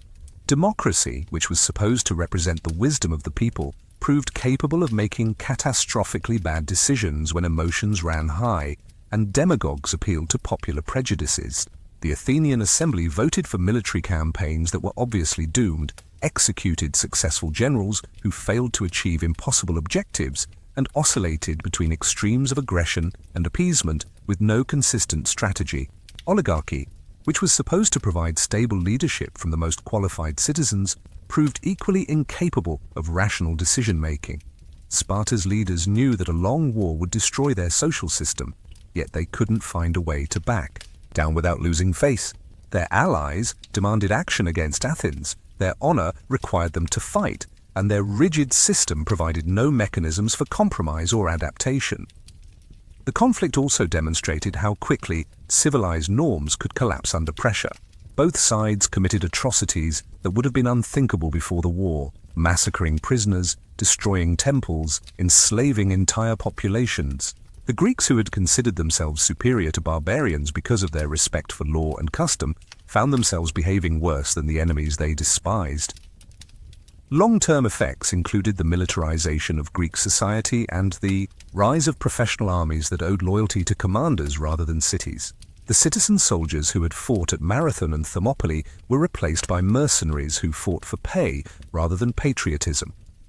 This military professionalization would eventually make Greek resistance to foreign conquest impossible, as cities could no longer rely on citizen militias to defend their independence. The war also marked the beginning of the end for Greek religion and traditional values. When the gods failed to prevent mutual destruction among their chosen people, many Greeks began to question whether the gods existed at all, or whether they cared about human affairs. This religious skepticism would eventually contribute to the rise of new philosophical schools and, much later, the appeal of foreign religions like Christianity. Most importantly, the Peloponnesian War established a pattern that would be repeated throughout Western history: democratic societies at war with each other, each claiming to represent superior values while behaving in ways that contradicted those very values. Around the great events of war and politics, other fascinating figures played crucial roles in shaping the Greek world.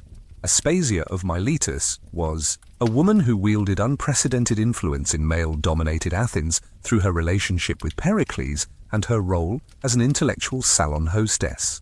Unlike typical Athenian women who were confined to domestic spheres, Aspasia was a hetaira, an educated courtesan who could participate in political and philosophical discussions that were forbidden to wives and daughters of citizens.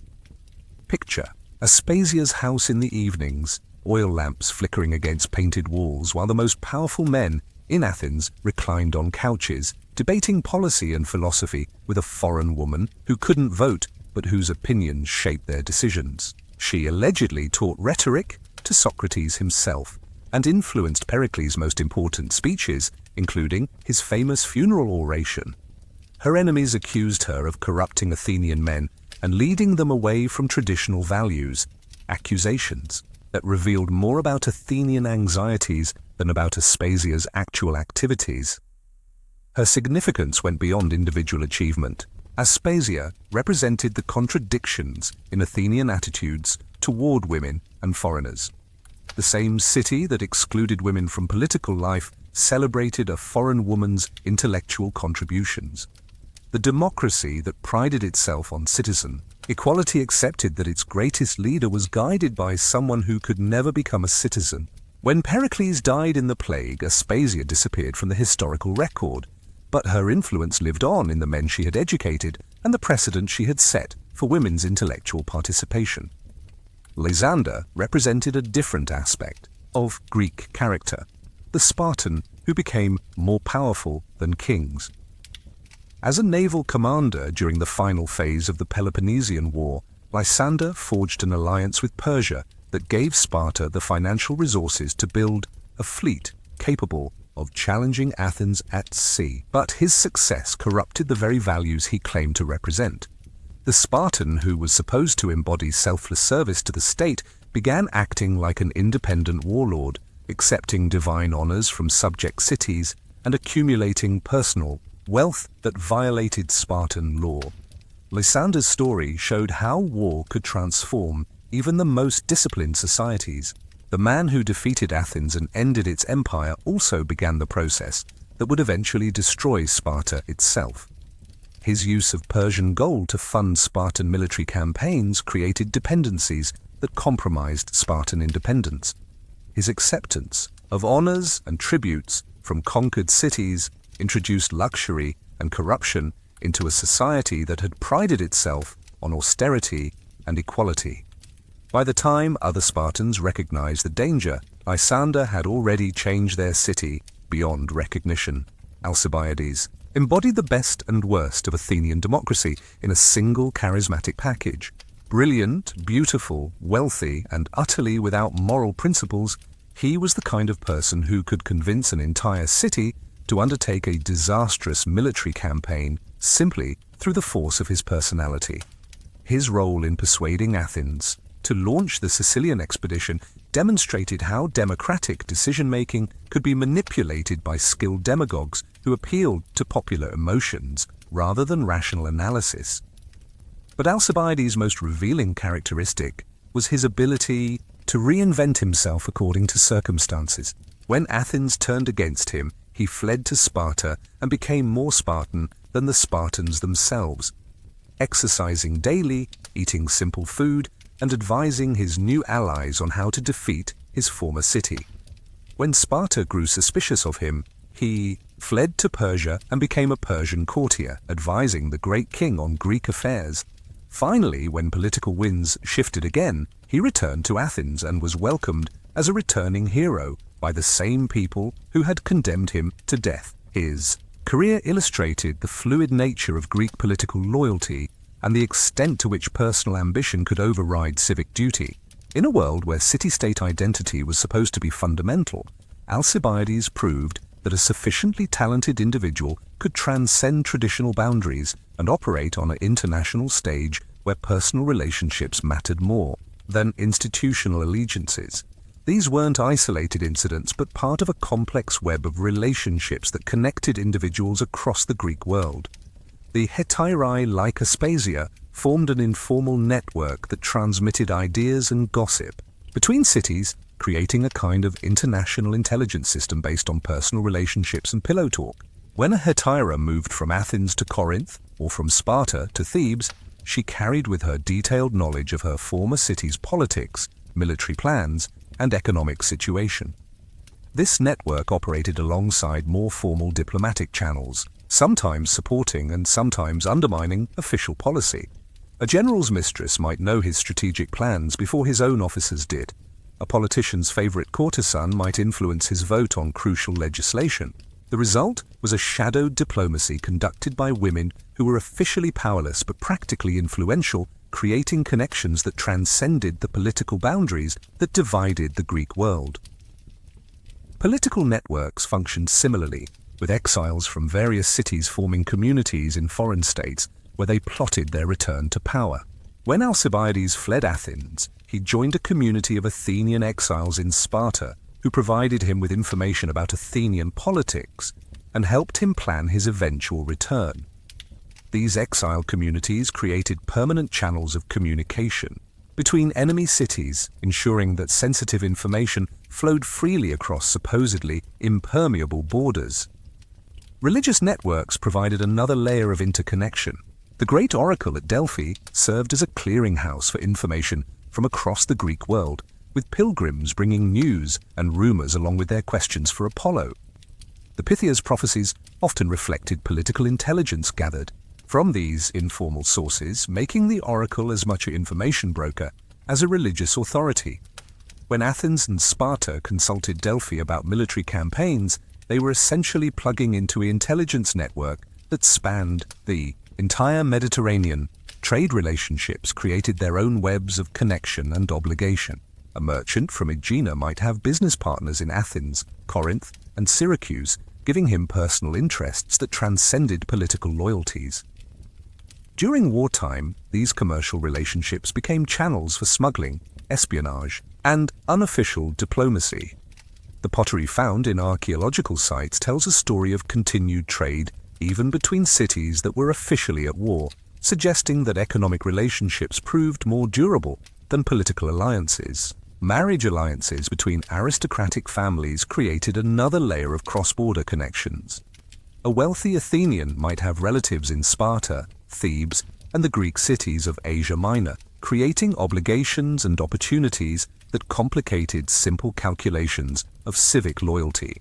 When war broke out between cities, aristocratic families often found themselves with relatives on both sides, leading to conflicts between personal loyalty and civic duty that Greek tragedians loved to explore.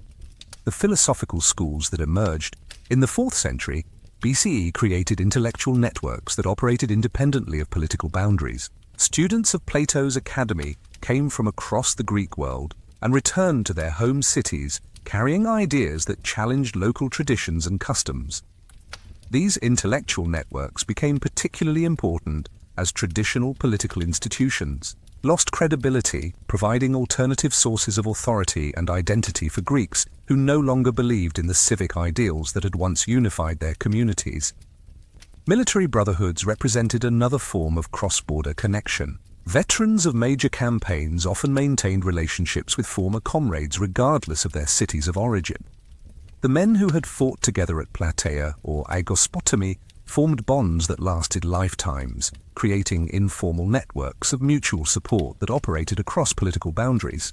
These military networks became particularly important during the period of constant warfare that characterized the 4th century, when professional soldiers began to transfer their loyalty from cities to successful commanders. The result was a Greek world that was simultaneously fragmented and unified, politically divided into dozens of independent city-states, but culturally and personally connected through multiple overlapping networks of relationship and obligation.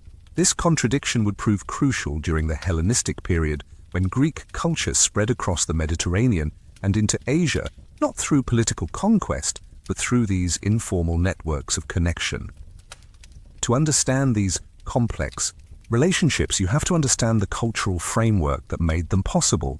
Daily life in ancient Greece was conducted in public to an extent that modern people would find uncomfortable. The Greek house was a private space primarily for women, children, and slaves. Adult male citizens spent most of their time in public, spaces where they were constantly observed and judged by their peers. This public character of Greek life meant that reputation was everything. A man's worth was determined not by his private virtues, but by his public performance. His speaking ability in the assembly, his courage in battle, his generosity in sponsoring festivals, his success in athletic competitions. This created intense pressure to excel, but also opportunities for social mobility that were unusual in the ancient world. A poor man who distinguished himself in war or politics could rise to prominence, while a wealthy man who behaved badly could find himself ostracized by his community. The Greek concept of honor was competitive rather than absolute. You gained honor, not just by doing good things, but by doing them better than your rivals. This created a culture of constant competition that drove achievement, but also generated conflicts that could tear communities apart. The same competitive spirit that produced great art, philosophy, and athletic achievement also made it difficult for Greeks to cooperate, even when cooperation was obviously necessary. Greek attitudes toward foreigners were complex and contradictory. On one hand, Greeks believed that their language, customs, and political institutions were superior to those of all other peoples, whom they collectively labeled barbarians, a word that originally meant simply people who don't speak Greek, but gradually acquired connotations of inferiority and savagery. On the other hand, Greeks were intensely curious about foreign cultures and quick to adopt useful foreign innovations. This cultural chauvinism coexisted with remarkable openness to foreign influences. Greek religion incorporated deities from across the Mediterranean. Greek art borrowed techniques and motifs from Egypt, Persia, and Anatolia. Greek philosophy drew on intellectual traditions from Babylon, India, and Egypt. The result was a culture that was simultaneously proud of its uniqueness and eager to learn from others. Social structures reflected these contradictions. Greek society was hierarchical, with clear distinctions between citizens and non-citizens, free and slave, male and female. Yet these hierarchies were more fluid than they appeared. Slaves could earn freedom, foreigners could gain citizenship, and women could exercise informal influence that sometimes exceeded the formal power of male citizens. The most important cultural institution was the symposium, the drinking party that served as the primary venue for male social bonding. These weren't casual gatherings, but carefully structured events with rules about drinking, conversation, and behavior. The symposium was where political alliances were formed, business deals were struck, and cultural values were transmitted from older to younger men. Understanding Greek politics requires understanding the dynamics of these intimate gatherings where the real decisions were often made. Perhaps most fascinating was the gap between Greek ideals and Greek reality. The same culture that invented the concept of rational inquiry was dominated by superstition and religious ritual. Greeks who could construct logical arguments about the nature of justice regularly consulted oracles and made decisions based on the flight patterns of birds. The philosophers who taught that virtue was knowledge lived in a society where success was often determined by birth, wealth, and physical beauty, rather than moral character. The contradiction extended to Greek attitudes toward democracy itself. Athenians were proud of their democratic institutions and looked down on other cities that were ruled by kings or oligarchs. Yet Athenian democracy was constantly criticized by Athens' own greatest thinkers. Plato's Republic was essentially a 300-page argument against democracy, while Aristotle's Politics treated democracy as one of the worst possible forms of government. The political system that Greeks invented and celebrated was simultaneously criticized and undermined by Greek intellectuals. Military values presented similar contradictions. Greeks celebrated courage in battle and honored heroes who died for their city-states, yet the same culture produced mercenary soldiers who fought for whoever paid them best. The hoplite ideal of citizen soldiers fighting for their homeland coexisted with the reality of professional armies whose loyalty was determined by economics rather than patriotism. Economic contradictions were equally striking. Greeks despised manual labor and commerce as beneath the dignity of free citizens, yet their civilization depended entirely on trade, craftsmanship, and agricultural production. The contempt for productive work created a parasitic leisure class that consumed the wealth created by others while contributing little beyond political participation and military service. Perhaps the most revealing contradiction was the gap between Greek claims about their own superiority and their actual behavior toward each other. The people who considered themselves the most civilized in the world spent most of their history fighting wars of unusual brutality against fellow Greeks. The culture that gave the world philosophy and democracy also perfected techniques of siege warfare, developed new forms of psychological torture, and created military technologies specifically designed to maximize suffering among enemy populations. These contradictions weren't accidental flaws in an otherwise admirable civilization. They were fundamental features of Greek culture that help explain both its achievements and its ultimate failure to create stable political institutions. The same competitive spirit that drove Greeks to excel also made it impossible for them to cooperate, even when cooperation was necessary for survival. Everything changed when Philip II of Macedonia began his systematic conquest of Greece in the 350s BCE. This wasn't just another power struggle between city-states. This was the arrival of a completely new kind of political and military organization that would make the traditional Greek polis system obsolete. Philip represented something that Greeks had never encountered before, a barbarian king who was more Greek than the Greeks themselves, a military genius who understood Greek weaknesses better than Greeks did, and a political visionary who could see past the petty rivalries that kept the city-states divided. The background to this transformation lay in the exhaustion of the Greek city-state system after decades of constant warfare. The Peloponnesian War had ended in 404 BCE with Sparta's victory over Athens, but the victory proved hollow. Sparta lacked the administrative skills and economic resources to govern an empire, while Athens gradually rebuilt its strength and challenged Spartan hegemony. The result was another generation of warfare that left both traditional powers weakened and created opportunities for new forces to emerge. Macedonia had always been on the periphery of Greek civilization, Greek enough to participate in the Olympic Games and claim descent from legendary heroes, but barbarian enough to be dismissed by sophisticated southerners as a backward kingdom of shepherds and horse breeders. The Macedonian court spoke Greek and honored Greek gods, but Macedonian society was organized around personal loyalty to the king rather than the civic institutions that defined Greek political life. This difference, which Greeks saw as a sign of Macedonian inferiority, was actually Macedonia's greatest strength. While Greek city-states were paralyzed by internal conflicts between democratic and oligarchic factions, Macedonia enjoyed political stability under royal authority. While Greek armies were citizen militias that could only campaign during certain seasons, Macedonia maintained a professional military that could fight year-round campaigns. While Greek diplomacy was hampered by the need to consult popular assemblies, Macedonian policy could be implemented immediately by royal decree. Philip himself embodied these advantages. Educated as a hostage in Thebes, he understood Greek military tactics, political systems, and cultural values better than most Greeks. But he also understood their weaknesses, the inability to cooperate, the tendency to value short-term advantage over long-term strategy, and the susceptibility to bribes and flattery. He would use this knowledge to systematically dismantle Greek independence while convincing many Greeks that he was actually their liberator. The key factors that made Philip's rise possible included the invention of new military technologies that gave professional armies decisive advantages over citizen militias, the development of new forms of siege warfare that made city walls obsolete, and the creation of diplomatic techniques that could exploit Greek divisions more effectively than traditional military conquest. Most importantly, Philip understood that conquering Greece required not just military victory but cultural transformation. He needed to convince Greeks that Macedonian rule was not foreign domination, but the natural evolution of Greek civilization itself.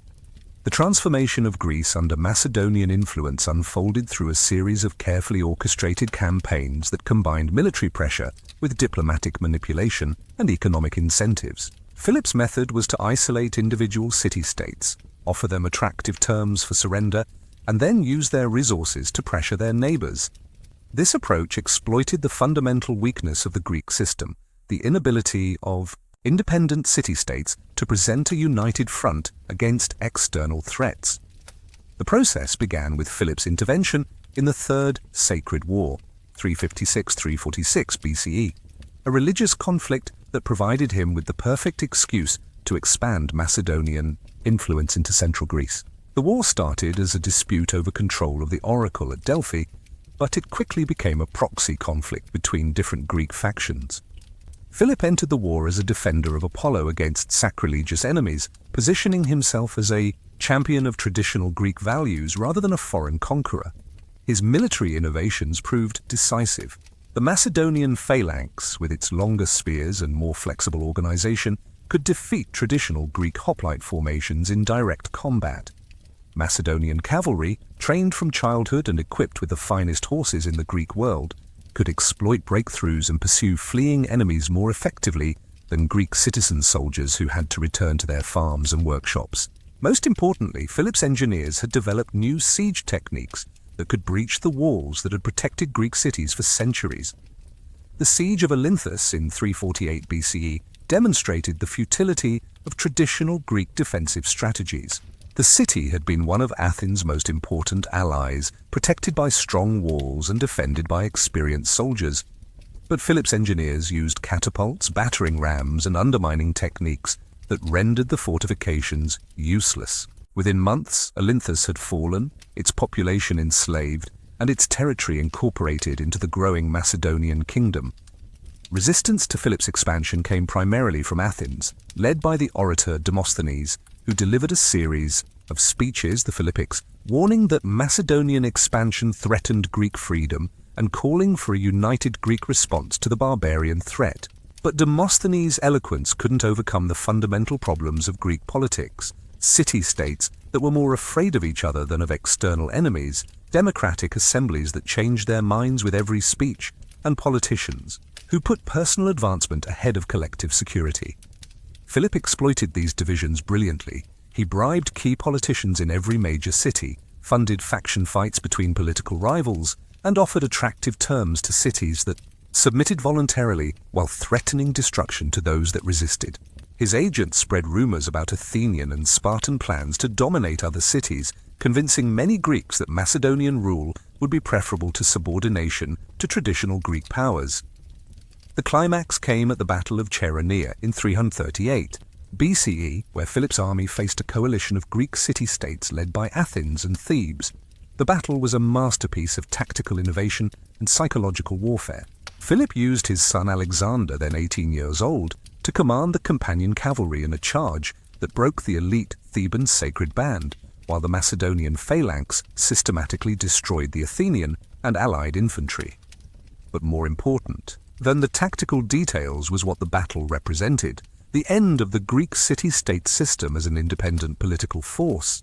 The same Greeks who had defeated the massive Persian invasions at Marathon and Plataea were now helpless against a barbarian kingdom that they had previously dismissed as irrelevant. The irony was bitter. Greek military techniques, perfected by centuries of warfare between city-states, had been improved by a foreign king and used to conquer their creators. The aftermath of Chaeronea revealed Philip's political genius. Instead of destroying the defeated cities or enslaving their populations, he offered them membership in a new organization, the League of Corinth. This league would unite all Greeks under Macedonian leadership for a war against Persia, transforming Greek military energy from internecine conflict to external conquest. The proposal was attractive enough that most Greek cities accepted it voluntarily, convincing themselves that they were joining a Pan-Hellenic crusade rather than submitting to foreign domination. Philip's assassination in 336 BCE, just as he was preparing to launch the Persian expedition, temporarily threatened to undo his work. But his son Alexander proved even more capable of managing Greek politics while simultaneously conquering the known world.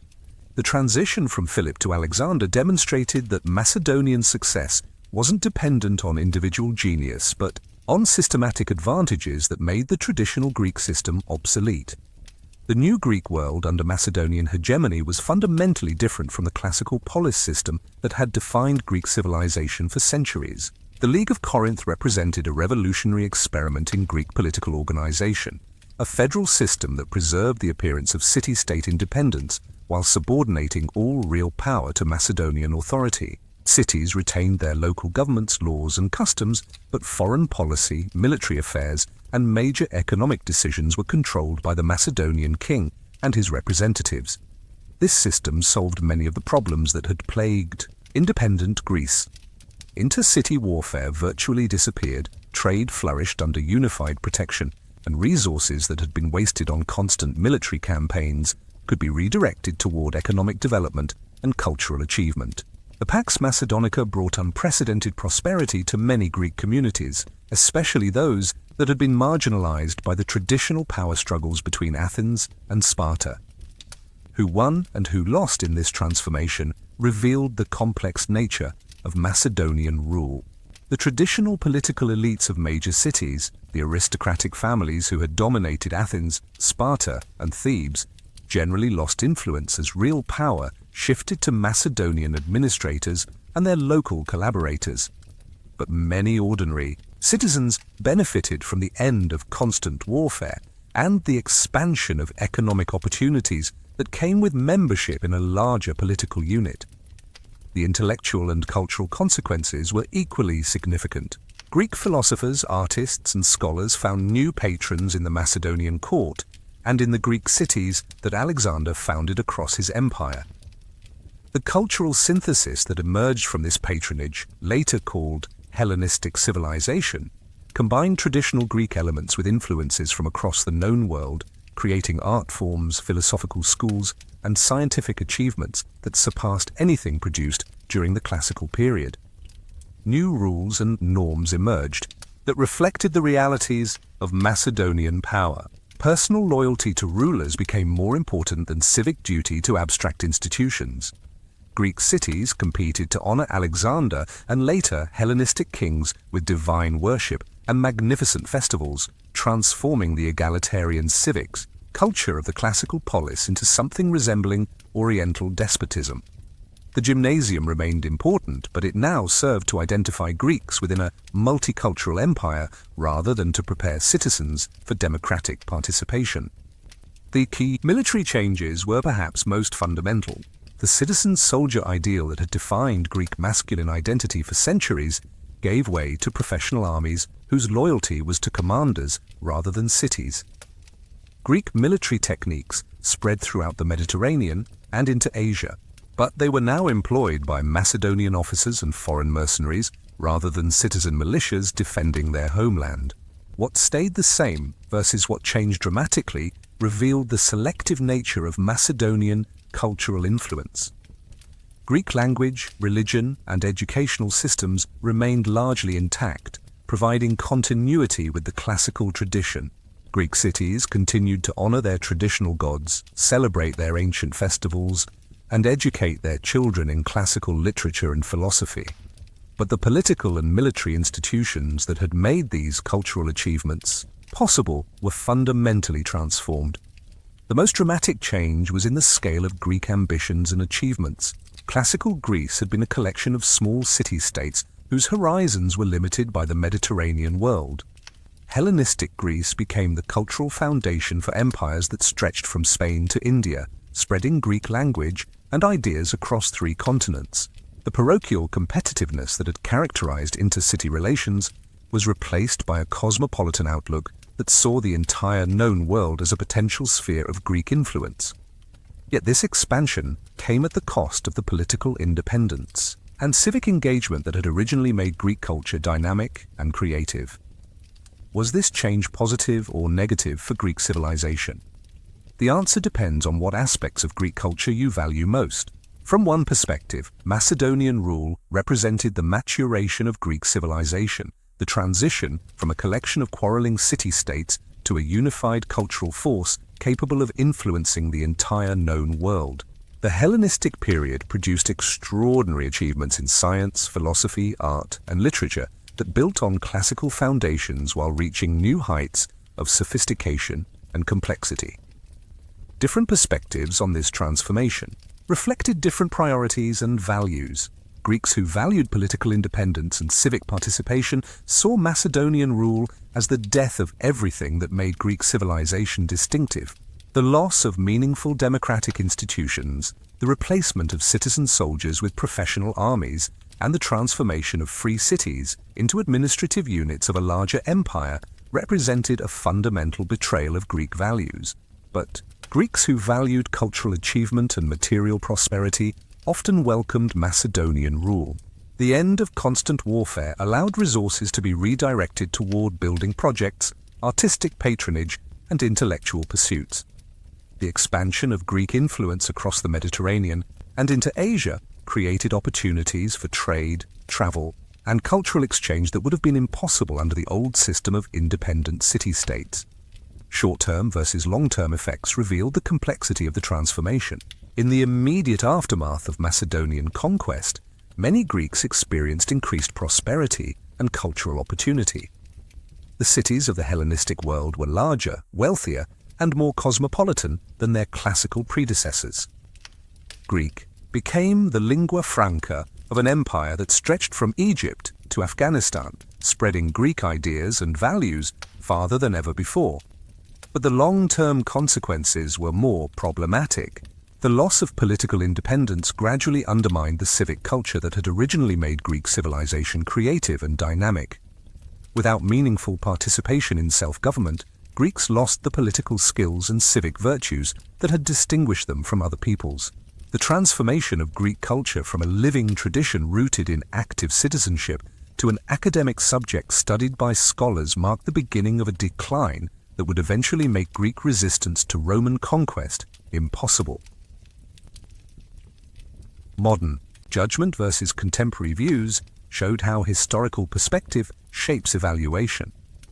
Many contemporary Greeks probably welcomed the peace and prosperity that Macedonian rule brought after generations of destructive warfare.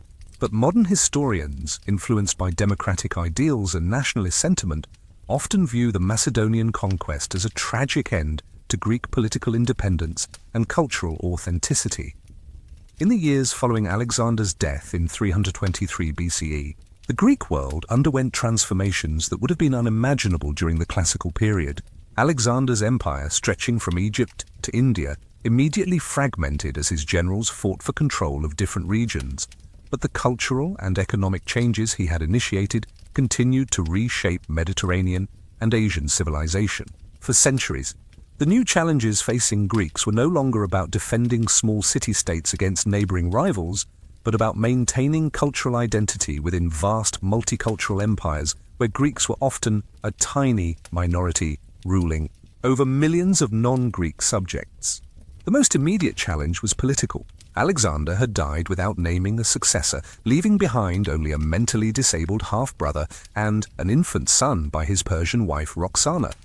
His generals, known as the diadochi or successors, initially tried to maintain the unity of the empire, but their competing ambitions and the sheer impossibility of governing such a vast territory from a single center led to decades of warfare that made the Peloponnesian War look like a minor skirmish. The wars of the successors weren't just power struggles between ambitious generals, they were experiments in new forms of political organization.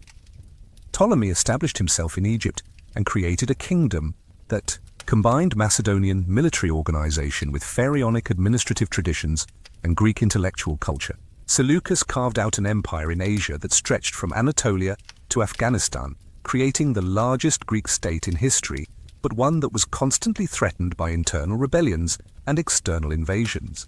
Antigonus attempted to recreate Alexander's unified empire but was defeated by a coalition of his rivals who feared his success. These new kingdoms represented a fundamental departure from traditional Greek political forms. Instead of citizens participating in assemblies and elections, political power was concentrated in royal courts, where access to the king determined influence and wealth. Greek cities within these kingdoms retained their local institutions, but had no real independence in matters of war, diplomacy, or taxation. The result was a hybrid system that preserved the appearance of traditional Greek political life, while fundamentally altering its substance. The evolution of the situation created new social hierarchies based on ethnicity and cultural assimilation, rather than the citizenship requirements that had defined classical Greek society.